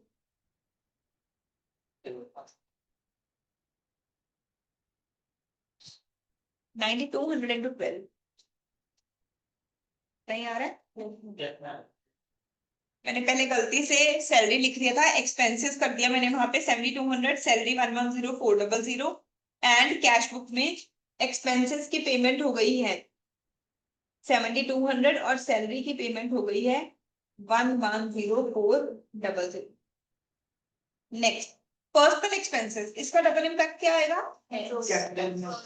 ड्रॉइंग्स एंड कैश में पेमेंट की है तो पेमेंट भी हो गई और कैपिटल में से कम भी कर देंगे। 1400 इंटू 12, 16,800। सेकेंड इम्पैक्ट यहाँ आ जाएगा इसका, क्लोजिंग बैलेंस शीट में कैपिटल में से, अभी हमें कैपिटल पता नहीं, ओपनिंग कैपिटल में ऐड करेंगे नेट प्रॉफिट और माइनस कर देंगे ड्रॉइंग्स, जो कि आ रही है 14,400।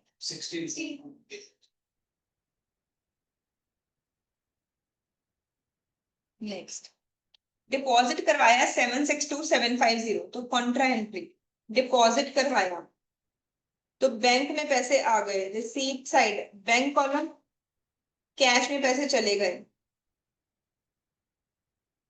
तो payment side cash column. Next, bank से कैश निकलवा लिया, फिर से क्या हो गई, कॉन्ट्रा एंट्री। ये थोड़ी कहा है कि ड्राइंग्स है, उन्होंने बोला बैंक से कैश निकलवाया है, ये नहीं बोला ड्राइंग्स है। तो जो बैंक से पैसे निकलवा लिए, कैश में रिसीट कितना हो जाएगा? 1,21,000 एंड बैंक से पेमेंट हो जाएगी 1,21,000। Next, cash payment to supplier. Supplier को हमने 77,200 की पेमेंट की है सप्लाई के लिए, मतलब क्रेडिटर की पेमेंट की है, और 25,000 की पेमेंट की है हमने फर्नीचर के लिए। तो सबसे पहले तो ये देखते हैं सप्लायर को जो कैश में पेमेंट की है 77,200 की, तो पेमेंट साइड आ जाएगा कि क्रेडिटर को पेमेंट हो गई 77,200। सेकेंड इम्पैक्ट, क्रेडिटर क्या होंगे? इंक्रीज या डिक्रीज? डेबिट साइड आ जाएगा, क्रेडिटर को कैश दे दिया हमने 77,200। फिर कहते हैं फर्नीचर के लिए पेमेंट की है 25,000 की, डबल इम्पैक्ट। तो पहले तो पेमेंट कर दी, कैश में पेमेंट की है, तो कैश की पेमेंट पेमेंट साइड आ जाएगा, कैश कॉलम में 25,000। सेकेंड इम्पैक्ट क्या दिखाएं? कौन सी बैलेंस शीट में आएगा? क्लोजिंग बैलेंस शीट में हमारे पास एक नया फर्नीचर आ गया 25,000। Next, cheques collected from customer. Customer से चेक मिल गए, पर चेक क्या हो गए बाद में? डिसऑनर। तो जब चेक डिसऑनर हो जाता है तो क्या एंट्री बनती है? Debtor to bank. ऐसे ही बनती है ना, जब डेटर पेमेंट कर देते हैं तो हम क्या एंट्री करते हैं? Bank to debtor. तो जब वो डिसऑनर हो गया तो एंट्री क्या बनेगी? Debtor to bank. कितने चेक डिसऑनर हुए हैं? 5,700 के। डबल इम्पैक्ट दिखाएंगे। तो पेमेंट्स में डेटर्स के चेक बाउंस हो गए, पेमेंट साइड बैंक कॉलम में से हमने पेमेंट कर दी 5,700 की, एक्चुअली पेमेंट नहीं की, हमने पहले पैसे रिसीव किए थे, कैंसिल कर दी क्योंकि डिसऑनर हो गया चेक। इसकी कॉन्ट्रा एंट्री नहीं होगी ना, कॉन्ट्रा एंट्री में डिसऑनर कैसे हो सकता है? रिसीव पैसे तो किए ही, कॉन्ट्रा एंट्री होता है जिसमें कैश और बैंक का लिंक हो, बस इसमें और कोई लेजर ना हो, उसे बोलते हैं कॉन्ट्रा एंट्री। सेकेंड इम्पैक्ट, इसकी वजह से हमारे डेटर्स इंक्रीज हो गए, तो डेटर अकाउंट में debit side bill cheque dishonour.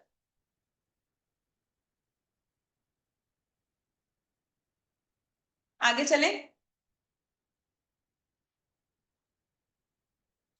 चलो, bill accepted by customers. Customers ने कुछ बिल एक्सेप्ट कर लिए, क्या एंट्री बनेगी? बस ये सोचो कौन सा एसेट बढ़ रहा है, कौन सा कम हो रहा है। कस्टमर ने बिल एक्सेप्ट कर लिया तो बिल बढ़ गए, और डेटर क्या हो गए? कम हो गए। यही एंट्री बनी ना, बीआर टू डेटर, पेमेंट मिल गई हमें। तो डेटर अकाउंट में credit side and BR account में डेबिट साइड 40,000।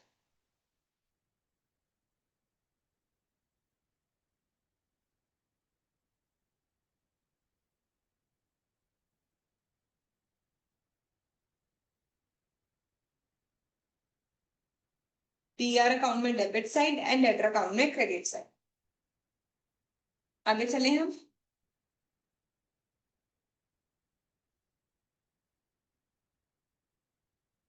सोचो क्या करें? बिल एंडोर्स कर दिया। एंडोर्स का मतलब ट्रांसफर, हम अपने अपना बिल किसी और को दे दिया।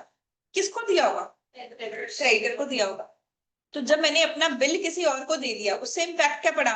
बिल कम हो गए, और क्रेडिटर भी क्या हो गए? कम हो गए। बिल कम हो गए तो बीआर अकाउंट में क्रेडिट साइड 10,000 एंड क्रेडिटर भी कम हो गए, तो क्रेडिटर अकाउंट में डेबिट साइड।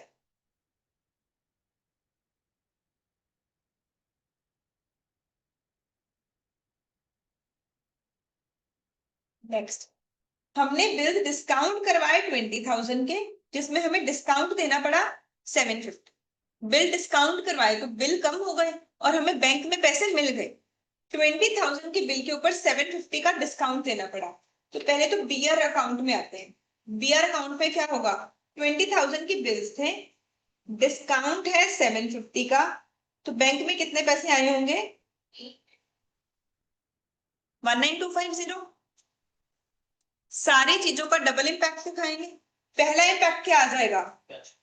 कैश बुक में बैंक में पैसे आ गए और डिस्काउंट हमारे लिए एक्सपेंस है, पीएनएल में डिस्काउंट आ गया 7। देखो ऊपर उन्होंने बोला था वो सिर्फ कैश ट्रांजेक्शन बता रहे हैं, बट कहीं कहीं पे हमें खुद ही पता चल रहा है कि ये ट्रांजेक्शन कैश में हो ही नहीं सकती, ये बैंक में है। जैसे कि जब उन्होंने हमें बोला कि चेक डिसऑनर हो गया, जैसे कि उन्होंने बोला बिल डिस्काउंट करवा लिए, तो बिल की बैंक कभी भी डिस्काउंटिंग करके कैश में थोड़ी पेमेंट करेगा, हमारे अकाउंट में ही ट्रांसफर करेगा। तो ये ऊपर चाहे लिखा आ रहा है कैश ट्रांजेक्शन है, बट ये रिप्रेजेंट कर रही है बैंक ट्रांजेक्शन। कहते बिल मैच्योर हो गए और हमें पैसे मिल गए 16,000। तो अगर बिल मैच्योर हो गया और पैसे मिल गए, क्या क्या इम्पैक्ट पड़ा? Bank balance will increase and bill receivable will decrease. Bank में हमारे पास आ गए 16,000,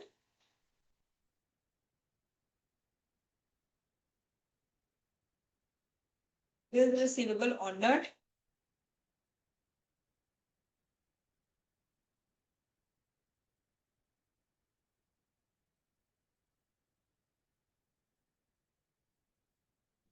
नेक्स्ट हमने बिल एक्सेप्ट कर ली। तो हमने बिल एक्सेप्ट कर लिया मतलब कि लायबिलिटी क्या हो गई?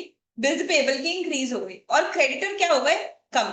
तो बिल्स पेबल को डेबिट करेंगे 24,000 से, सॉरी बिल्स पेबल को क्रेडिट करेंगे, बिल्स पेबल इंक्रीज हो रहे,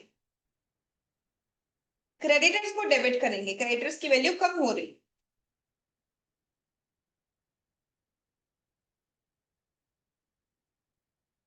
नेक्स्ट हमने सप्लायर्स को पेमेंट कर दी बाय चेक 3,20,000।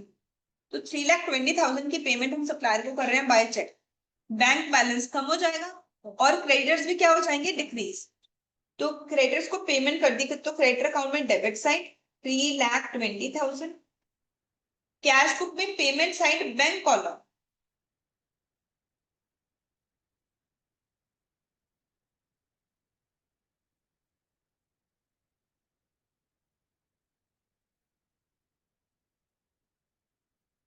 हाँ जी 20,000 रुपीज रिसीव हुए एक पॉलिसी की मेच्योर होने पे बाय चेक, क्या करें? Bank balance will increase and capital will increase. LIC policy हमारे पर्सनल इनकम है ना, अगर हम वो फंड्स बिजनेस में लेके आ रहे हैं तो ये क्या बता रहे हैं हमें indirectly? Capital introduce 20,000 rupees receive हुए हैं, तो इसका एक impact receive side bank column में 20,000 आ गए। Second impact closing balance sheet में कैपिटल में कैपिटल इंट्रोड्यूस्ड भी बना देंगे और उसका अमाउंट हमारे पास आ गया 20,000। नेक्स्ट कहते पर्सन को रेंट भी रिसीव हुआ है 14,000 का, चेक रिसीव हुआ है उसके एक पर्सनल घर का। लेट्स से मैंने कोई इन्वेस्टमेंट की हुई थी, मेरे पास कोई शोरूम था, कोई बिल्डिंग थी, वो मैंने रेंट पे दे रखी है और मुझे रेंट रिसीव हुआ है 14,000। क्या होगा ये?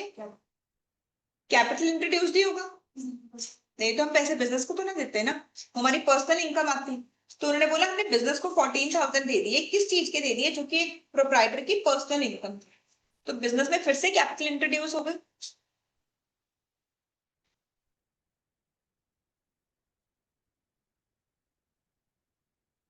और कैश बुक में रिसीट साइड कैपिटल इंट्रोड्यूस आ गई हमारे पास 20,000 एंड 40। नेक्स्ट बिल्डिंग हमने खरीदी है जनवरी में, बिल्डिंग का प्राइस क्या है हमें बताया गया है 350। एक्सपेंसेस की डिटेल हमारे पास नहीं है, पर ये जो हमने बिल्डिंग परचेज की है इसकी वैल्यू हमें गिवन है 350, तो इसका डबल इम्पैक्ट तो दिखा दें।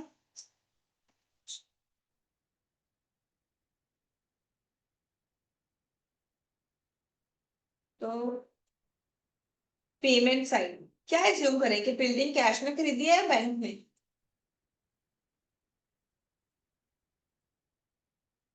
सर आपका आंसर बुक के साथ तभी मैच करेगा जब हमारी और उनकी assumption सेम होगी, बुक के साथ तब मैच करेगा। मैं ये नहीं कह रही कि बैलेंस शीट तब मैच करेगा, बैलेंस शीट तो सारी assumptions के साथ ही मैच कर जाएगी, बुक के साथ कब मैच करेगा?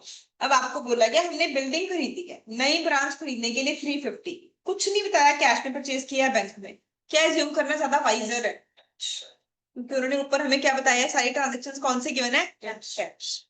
दूसरी एजम्पशन भी ठीक है, पर अपनी एजम्पशन लिख के आओ, जहां पर भी तुम एज्यूम करे हो वो लिख के आओ। ये थोड़ी सी वाइजर चॉइस है, क्योंकि उन्होंने हेडिंग में हमें बता रखा है कि ये कैश के ट्रांजेक्शन है। तो बिल्डिंग की पेमेंट आ गई 350, एंड बैलेंस शीट में हमारे पास बिल्डिंग की वैल्यू आ गई 350।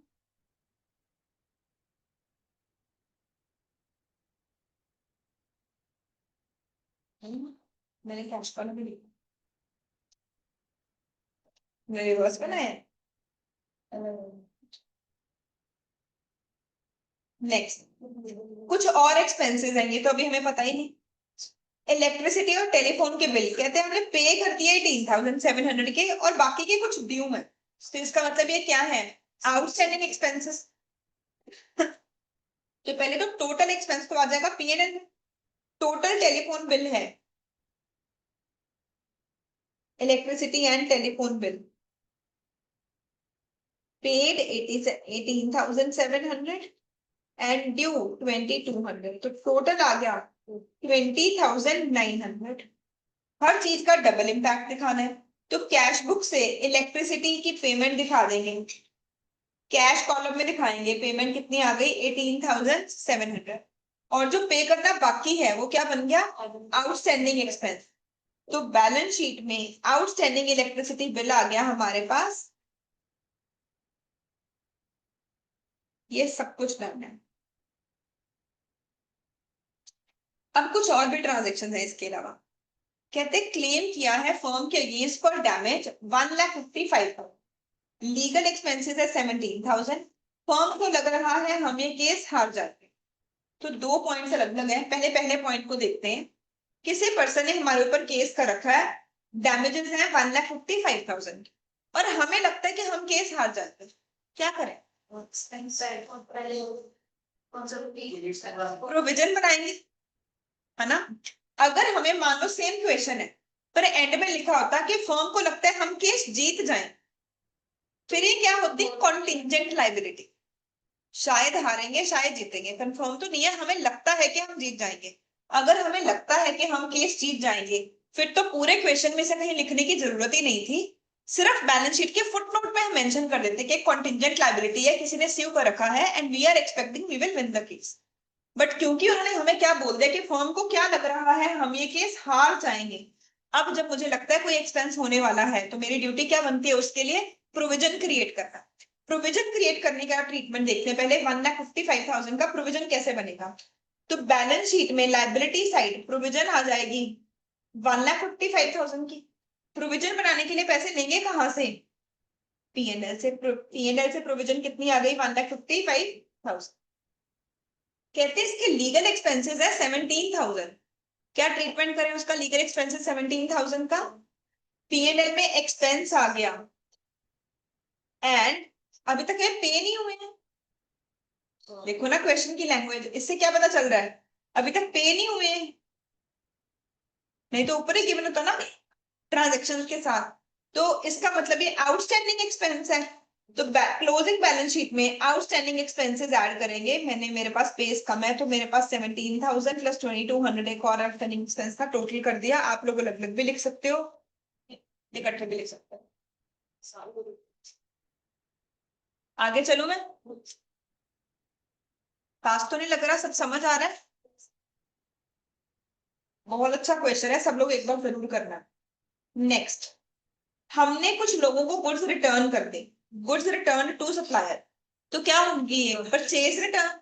परचेज रिटर्न हमें गिवन है 4,200 की, तो परचेज रिटर्न का डबल इम्पैक्ट क्या आ जाएगा, क्रेडिटर क्या होंगे इससे कम हो जाएंगे। क्रेडिटर अकाउंट में डेबिट साइड आएगा परचेज रिटर्न 4,200 की।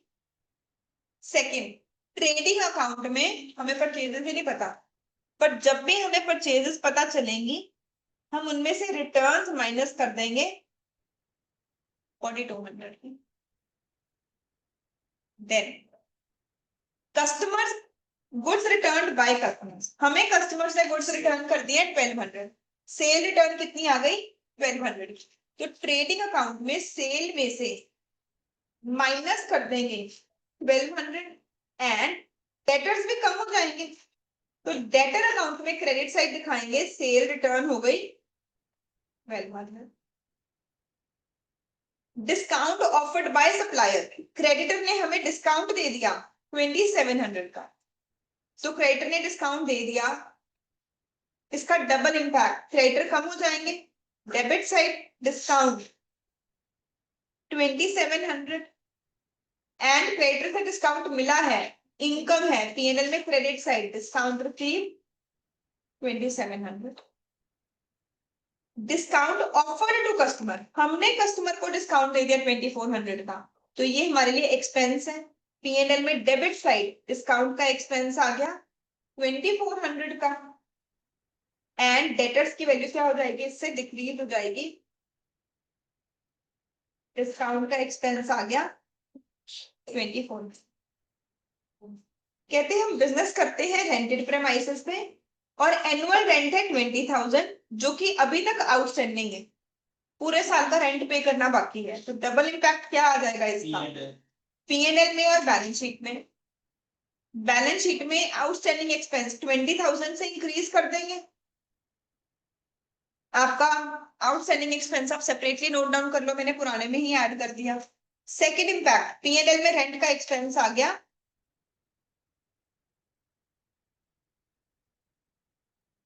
ठीक है, ओके, ये हमारा मोर देन हाफ क्वेश्चन हो गया, फिनिशिंग, सारे लेजर को एक एक करके क्लोज करते हैं, और सिंपली अकाउंट तो हमें जरूरत ही नहीं थी, मशीनरी अकाउंट में कोई भी फिगर नहीं गिवन, बिल्स पेबल में बताओ भी क्या आएगा,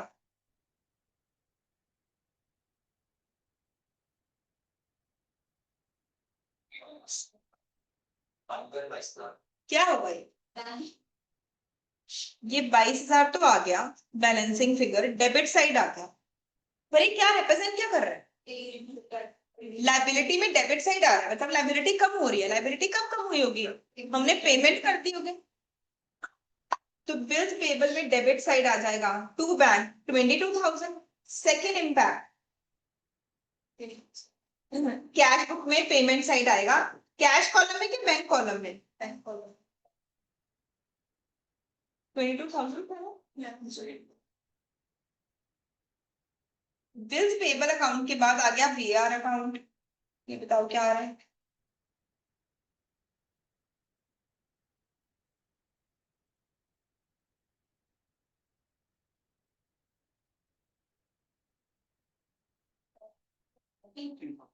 किस साइड आ रहा है, मैं एक बार इसे पेंडिंग छोड़ रही हूँ, वैसे किस चीज का हो सकता है,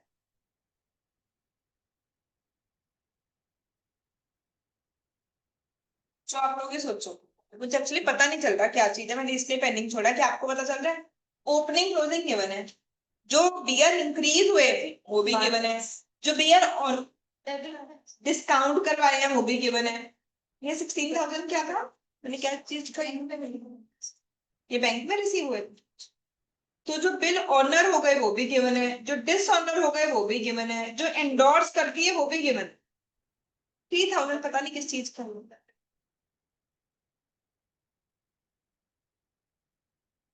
किसी को पता चल रहा है,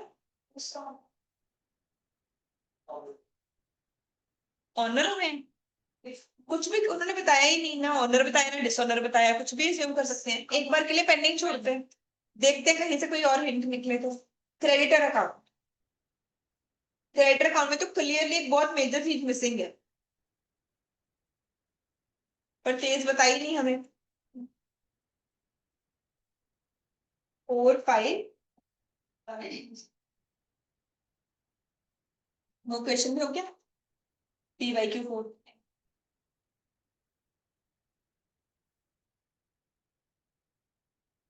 तो जो परचेजेस गिवन है इसका सेकेंड इम्पैक्ट ट्रेडिंग अकाउंट में आ जाएगा,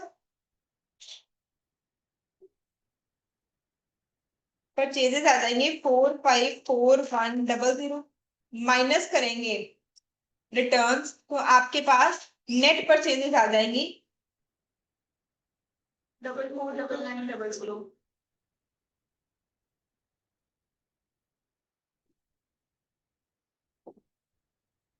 दो स्टूडेंट्स ने मुझे मैसेज किया कि मैम जो बिल्स रिसीवेबल में 3000 आ रहा है वो बैड डेट्स हो सकते हैं।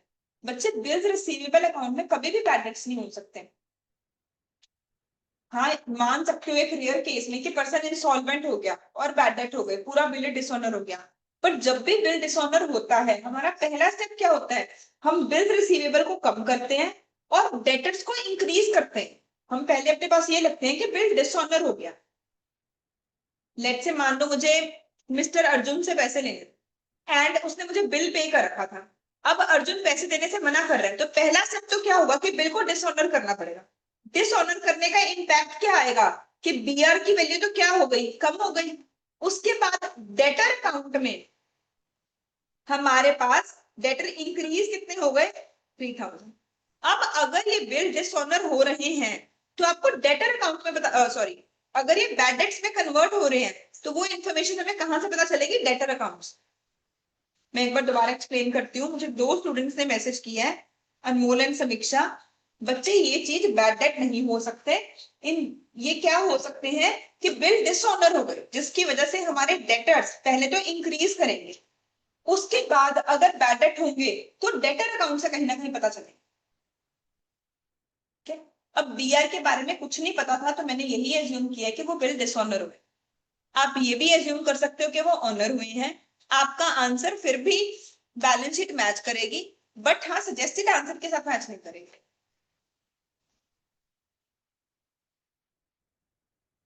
डेटर अकाउंट में आपको क्या क्या मिसिंग लग रहा है, कुछ बहुत इंपॉर्टेंट चीजें मिसिंग है। और कितने पैसे रिसीव हुए वो भी तो नहीं गिवन। दो मिसिंग फिगर्स हैं, ना तो मुझे ये पता है सेल कितनी हुई और ना ही ये पता है कि पैसे कितने मिले, तो हम डेटर अकाउंट तो भी क्लोज कर ही नहीं सकते। अगर एक मिसिंग फिगर होती तो हम क्लोज कर सकते थे। ना मुझे सेल बताई गई है, ना ही मुझे ये बताया गया है कि कितने पैसे रिसीव हुए, तो डेटर अकाउंट काउंट भी क्लोज, राइट। उसके बाद आते हैं opening balance sheet. Opening balance sheet में सब कुछ ही अवेलेबल है हमारे पास, हम लोग कैपिटल तो फाइंड आउट कर ही सकते हैं।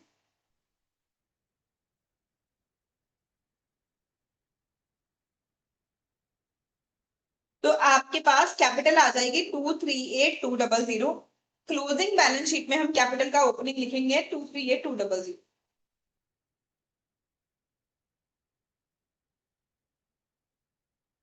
अब उसके बाद कैश बुक पे आ जाओ। चलो कैश बुक का पहले देखो कैश कॉलम।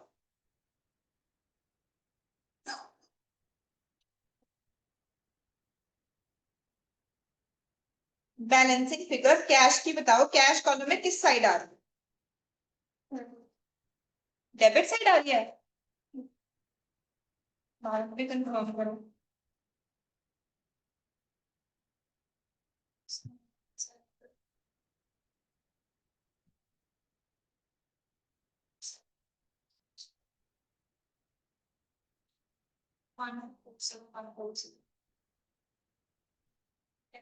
आपको क्या लगता है क्या हो सकती है,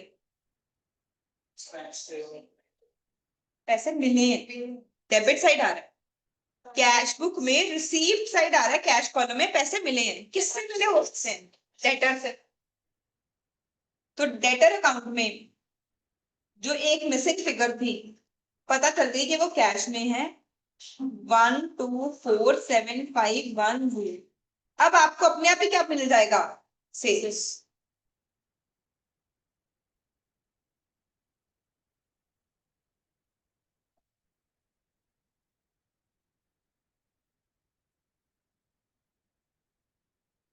वन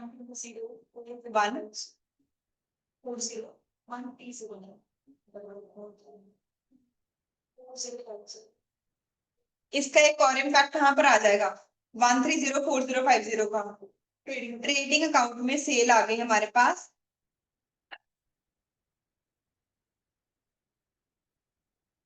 1304500। 1304050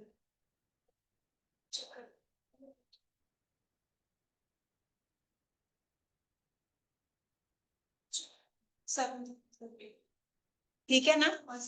7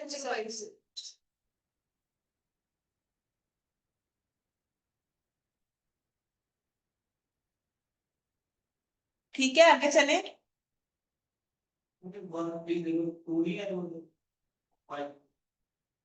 एक बार ऐसा काम कीजिए। आप एक बार कोई और भी देख लो, तो गलती ना लग जाए, हमारा मैच नहीं करेगा नहीं तो।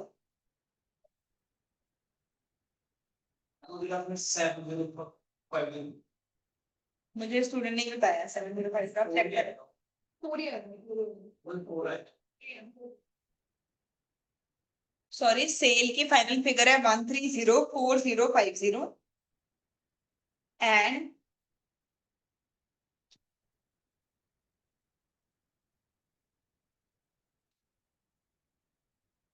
अब आप जीपी भी पता कर सकते हो।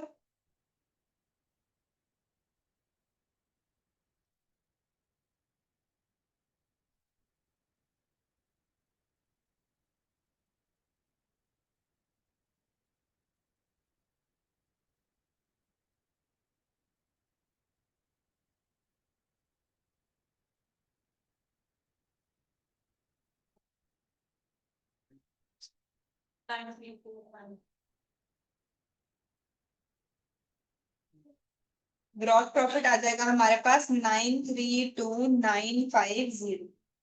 अदरवाइज अभी हमने कैश बुक पूरी मैच नहीं की है, कैश बुक में बैंक कॉलम पेंडिंग है।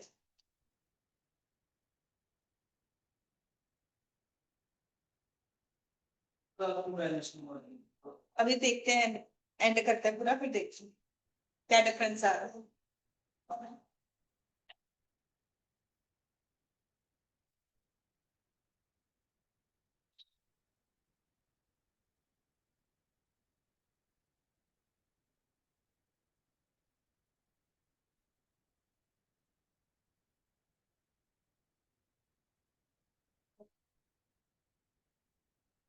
हो गया, कैलकुलेशन करो बैंक में क्या बैलेंस आ रहा है, क्या होगा ये। बिल्डिंग एक्सपेंसेस जो कि मैं नहीं पता था, क्या अमाउंट बोली, 3663। सेकेंड इम्पैक्ट बैलेंस शीट में ऐड कर दे, बिल्डिंग में।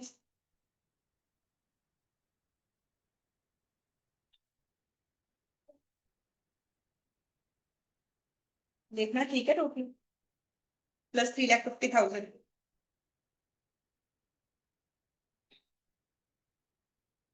हाँ जी, समझ आया ना सबको। हमने कैश बुक को टैली किया, कैश बुक में डेबिट साइड कैश कॉलम में लिखा हुआ था कि कहीं से पैसे आ रहे हैं। पूरे क्वेश्चन में ये मिसिंग था कि सेल कितनी हुई है। तो जो भी कैश में पैसे आए हमने एज्यूम किया कि वो डेटर से पैसे आए, फिर हमें डेटर अकाउंट से पता चला कि सेल कितनी हुई है। वैसे ही पेमेंट साइड बैंक में कुछ पेमेंट्स हुई हैं, वो हमें क्वेश्चन ने खुद ही बता रखा है कि हमने डिटेल मेंटेन नहीं की, वो पेमेंट किसकी होगी, बिल्डिंग की। तो हमने बिल्डिंग की वैल्यू उस अमाउंट से बैलेंस शीट में क्या कर दी, इंक्रीज कर। आई होप सबको समझ आया, यहाँ तक सब मेरे साथ हैं। जीपी हम लोगों ने कैलकुलेट कर लिया है, अब आप एनपी कैलकुलेट करो। आंसर बुक से मैच नहीं कर रहा कोई बात नहीं, आप अपना क्वेश्चन करो, बैलेंस शीट मैच करो। जो भी हमारा डिफरेंस है देखेंगे कौन सी असम्पशन की वजह से है।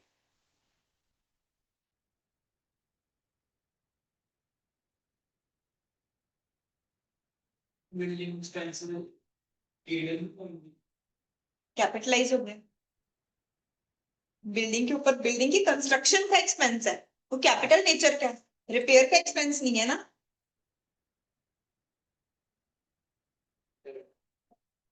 602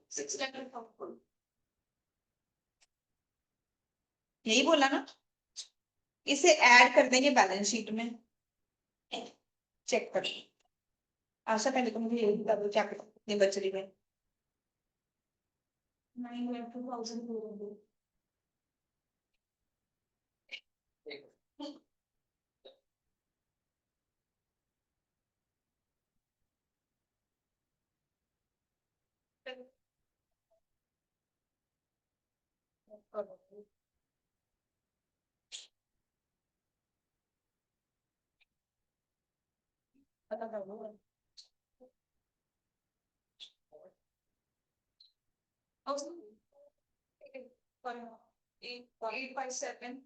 मैच कर रही है,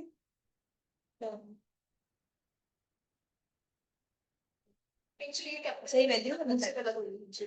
दिस इज 85 7400 minus the 8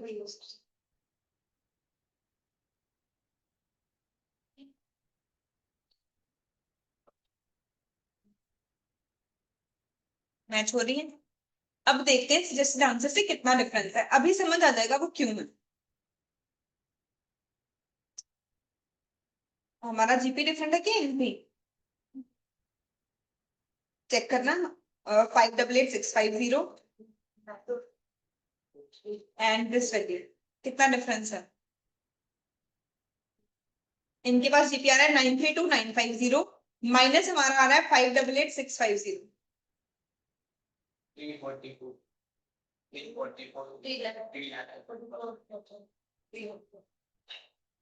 एक तो मुझे लग रहा है कि डिफरेंस हो सकता है, जो बिल्डिंग परचेज की है हमने एज्यूम किया कैश पे परचेज की है, इन्होंने एज्यूम किया होगा कि बैंक से परचेज की। अगर मैं इसे बैंक साइड ले जाऊंगी, यहाँ पे सेल की वैल्यू, डेटर से जो पैसे रिसीव हुए वो चेंज हो जाएंगे, जिससे कि मेरी सेल चेंज हो जाएगी। एक तो इस चीज का डिफरेंस है, एक ऐसे ही किसी और पेमेंट का डिफरेंस है। मैं आपको सजेस्टेड आंसर भी दिखाती हूँ, वहां से हमें अभी पता चल जाएगा कि कौन सी एजम्पशन का डिफरेंस है हमारा। कंसेप्चुअली हमारा आंसर बिल्कुल ठीक है, पेपर के बाद आके ना इससे आपने किसी से आंसर मैच ही नहीं करना, क्या पता वो कौन सी एजम्पशन के साथ क्वेश्चन सॉल्व करके आया है। मैं आपको आईसीआई का सजेस्टेड आंसर ही दिखा रही हूँ, और आप खुद ही देखोगे कि हमारी एजम्पशन भी बिल्कुल लॉजिकल है, उनकी भी बिल्कुल लॉजिकल है। हाँ, बैलेंस शीट तो डेफिनेटली मैच होगी ही।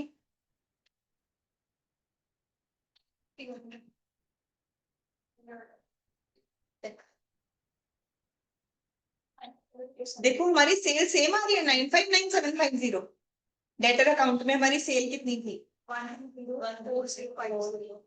हमारी सेल इनसे डिफरेंट है। बाकी सब फिगर्स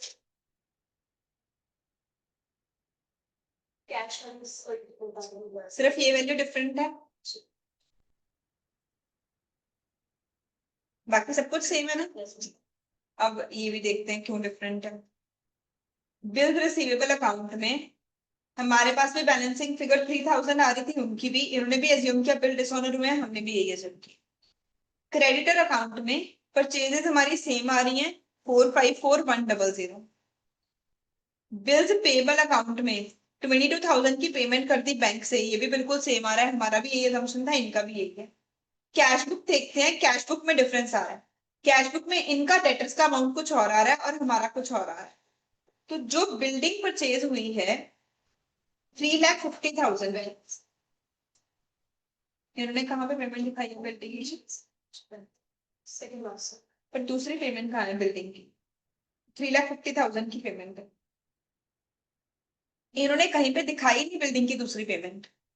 आप देखो, to balance brought down sundry debtors, cash bank, bank cash, shop expense, salary. Cash में या बैंक में कहीं ना कहीं तो बिल्डिंग की पेमेंट आनी चाहिए थी। इसका मतलब कि ये क्या एज्यूम करके चल रहे हैं कि बिल्डिंग है 3,50,000 की, बिल्डिंग के ऊपर एक्सपेंस हुआ है, और टोटल बिल्डिंग की वैल्यू कितनी आ गई 372। ठीक है, और हमने वो पेमेंट दिखाई भी कहां से थी 350 की, कैश से। इन्होंने वो पेमेंट कहां से दिखाई है, बैंक से। इस वजह से हमारा ये वाला बैलेंस चेंज हो गया, जो हमने यहां पर कैलकुलेट किया कि डेटर से कितने पैसे रिसीव हुए हैं। जब हमने 350 की पेमेंट एक्स्ट्रा दिखा दी तो हमारा ये बैलेंस चेंज हो जाएगा ना। अगर ये बैलेंस चेंज हो गया तो डेटर अकाउंट से जो सेल की फिगर निकली है वो भी डिफरेंट आएगी, इस वजह से हमारा जीपी वगैरह सब कुछ डिफरेंट आ रहा है। ठीक है, एक बार ये वाली डेटर्स की वैल्यू में 3,50,000 ऐड करो, फिर चेक करो हमारे साथ मैच कर रहा है।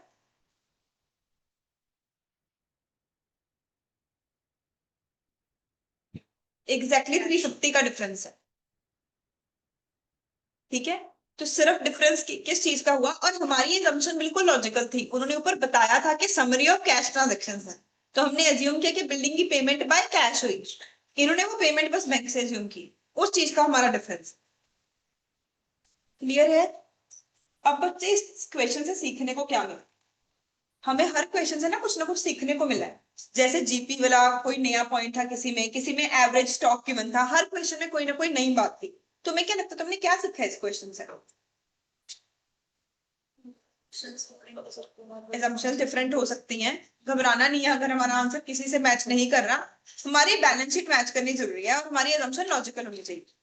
एंड एक और चीज, पेपर में ये क्वेश्चन 99% चांसेस ऐसा क्वेश्चन पेपर में नहीं आएगा। ये क्वेश्चन आईक्यू बिल्ड करने के लिए तो बहुत अच्छा है, पर पेपर पर्सपेक्टिव से 3 आवर्स के टाइम में जब तुम्हारे ऊपर और प्रेशर है, तो मतलब एग्जामिनर मान लो मैं पेपर बना रही हूँ, तो मैं तुम्हारी पार्टनरशिप अकाउंट्स की नॉलेज भी चेक करना चाहती हूँ, कंपनी अकाउंट्स की भी चेक करना चाहती हूँ, डेप्रिसिएशन, बिल्स ऑफ एक्सचेंज। तो मैं सिर्फ एक टॉपिक को कितना टाइम दे दूँ? ये क्वेश्चन अभी हमें क्लास में सॉल्व करने में ऑलमोस्ट हाफ एन आवर लगा।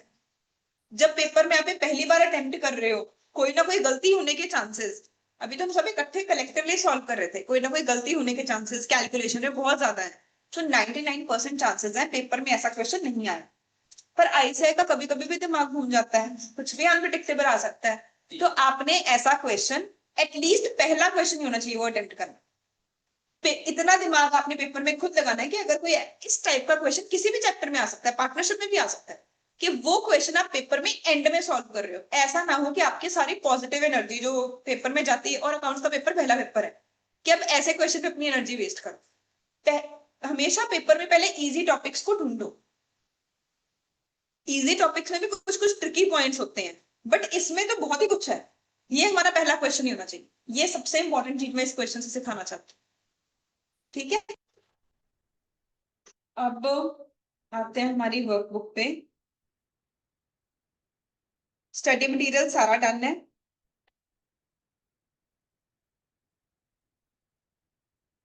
प्रीवियस ईयर के टोटल कितने क्वेश्चंस हैं? करके आएंगे बाकी 8 क्वेश्चंस होमवर्क में। फर्स्ट 4 आप लोग कर चुके हैं ना, या फर्स्ट 5? 5 में एक्सेप्ट 4, तो बाकी सारे क्वेश्चंस आपने घर पे करके आने हैं। 4th क्वेश्चन एक बार क्लास में डिस्कस कर लेते हैं। 4th भी, और एक स्टूडेंट का फर्स्ट क्वेश्चन में डाउट है, वो डाउट देखो पहले 4th। हमें क्वेश्चन में बोला गया, ये किसी की ओपनिंग बैलेंस शीट गिवन है, देन एस्टिमेट दिया गया है purchase and sale 31 March 20 year ending का। जनवरी तक की परचेज और सेल गिवन है, फेब में कितनी परचेज और सेल हुई, मार्च में कितनी परचेज और सेल हुई। ऑब्वियसली आप लोग total purchase and sale calculate कर लोगे। कहते सारी सेल और परचेज कैसे होती है, मतलब कि सबका इंपैक्ट कहां पर चला जाएगा, debtor account and creditor account में। पर्सन ने डिसाइड किया कि वो 150 इन्वेस्ट करना चाहता है फिक्स्ड एसेट्स में, डेप्रिशिएट करना है 10% पे। फिक्स्ड एसेट्स की ओपनिंग वैल्यू गिवन है 60,000, जिसे कि हमने सेल कर दिया था 56,000 का। Time lag for payment to creditors for purchases is 1 month and receipt from debtors for sales is 2 months. तो मैं ये लाइन हाईलाइट कर रही हूँ, इसका मीनिंग आप लोग खुद सोचो क्या होगा।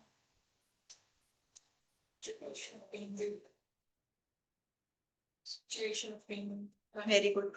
हमने एक शॉर्ट क्वेश्चन किया था, जो मैंने आपको कहा था 5 मार्क्स का आ सकता है, कि अगर आपको ये बताया जा रहा है किसी क्वेश्चन में कि हम डेटर्स का वेलोसिटी जो है, या डेटर्स का ड्यूरेशन जो है पेमेंट का, वो 1.5 है, इससे क्या पता चलता है कि किसी भी टाइम पे जो डेटर्स होंगे वो कितने होंगे, 1.5 मंथ के डेटर्स होंगे।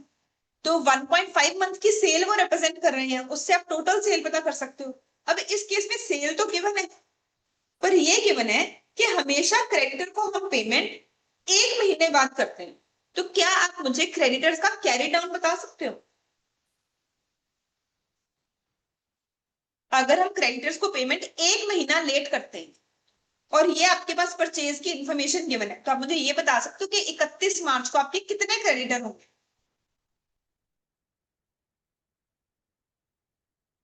सितंबर कितने होंगे? जो मार्च में गुड्स खरीदी है सिर्फ उसकी पेमेंट पेंडिंग होगी। Am I right? बाकी सबकी पेमेंट तो हो चुकी है, टोटल के बेसिस पे तो करने की जरूरत ही नहीं है ना। अभी तक हमने जितने भी क्वेश्चन किए थे उसमें ना स्पेशली लिखा होता था कि पूरा साल जो परचेज और सेल है वो कंसिस्टेंट है। याद है मैंने आपको एग्जांपल दी थी कि नॉर्मली ऐसा नहीं होता, बास्किन रॉबिन्स में ऐसा थोड़ी होगा आइसक्रीम कंपनी में कि पूरे साल की सेल सेम है। कभी सेल इंक्रीज होगी, कभी डिक्रीज होगी, चेंज होती रहती है। कहते हैं हमारी चेंज होती रहती है। पहले 10 महीने की सेल अलग गिवन है, फेब की सेल अलग गिवन है, मार्च की अलग गिवन है। फिर कहते हैं हम क्रेडिटर को पेमेंट 1 महीना लेट करते हैं। तो इसका मतलब अगर मैं आपसे ये पूछूं कि 31 मार्च को क्रेडिटर कितने थे, इन सबकी पेमेंट तो हो चुकी है, सिर्फ किसकी पेमेंट पेंडिंग है, मार्च वाली परचेजेस की। तो क्रेडिटर का कैरी डाउन कितना हो गया, कहते हैं डेटर्स को हम पे करते हैं, डेटर्स से हमें पेमेंट मिलती है आफ्टर 2 मंथ्स, तो डेटर्स का कैरी डाउन कितना हो गया, इन दोनों का टोटल निकल आएंगे डेटर्स भी। उसके बाद कहते हैं कि जो बिजनेस है उसमें प्रॉफिट कितना होता है, 25% ऑन सेल। टोटल सेल आपको पता है, सेल का 25% जीपी पता कर लोगे। फिर कहते इस लाइन का मतलब बता दो क्या है, expenses against GP is 15% of turn.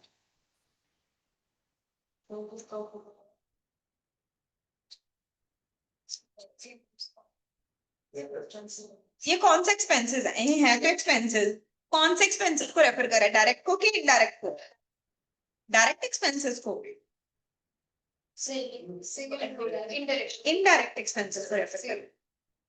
देखो सब लोग, तुम्हें समझाते भी हूँ कैसे इनडायरेक्ट एक्सपेंसेस को रेफर कर रहे हैं। कहते जो एक्सपेंसेस चार्ज करने हैं जीपी पे, डायरेक्ट एक्सपेंसेस किसके अगेंस्ट चार्ज किए जाते हैं, सेल पे, ठीक है। जीपी में से कौन से एक्सपेंसेस माइनस करते हैं, इनडायरेक्ट एक्सपेंसेस। कहते हैं जीपी पे कितने एक्सपेंसेस चार्ज करने हैं, सेल का 15%। तो कैलकुलेशन तो सेल पे करनी है, पर एक्सपेंसेस कौन से हैं, इनडायरेक्ट एक्सपेंसेस। तो इस क्वेश्चन में ये दो स्पेशल पॉइंट थे, एक तो डेटर और क्रेडिटर का क्लोजिंग बैलेंस निकालना, एंड सेकेंड ये कैलकुलेट करना कि ये इनडायरेक्ट एक्सपेंसेस है ना कि डायरेक्ट एक्सपेंसेस।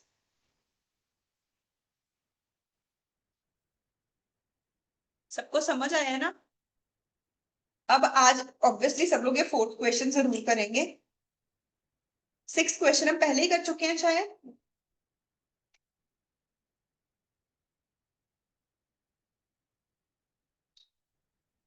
कोट 8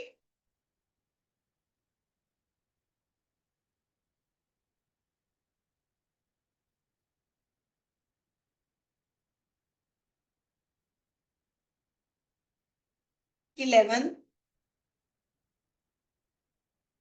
एंड 12, 4 8 11 12, ये 4 क्वेश्चंस तो पक्का ही करके आने हैं, अदरवाइज ट्राई थे आप पीवाईक्यू कंप्लीट करके आओ।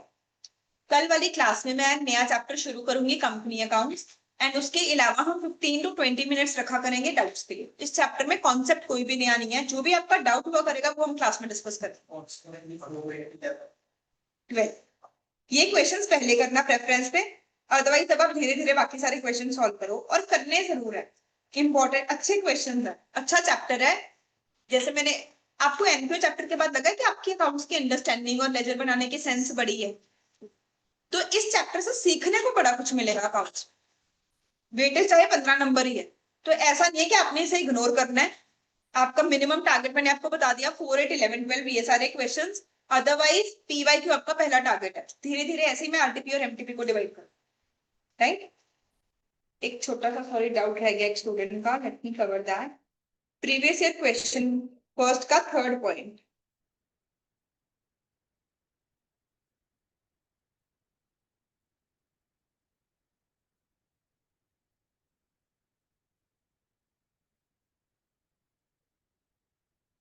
उसमें बताया गया हमें कि बिजनेस के एक्सपेंसेस है 2 लाख, जिसमें से कि 50,000 के आउटस्टैंडिंग है एंड 60,000 के एक्सपेंसेस की जो पेमेंट हुई है बाय चेक हुई है।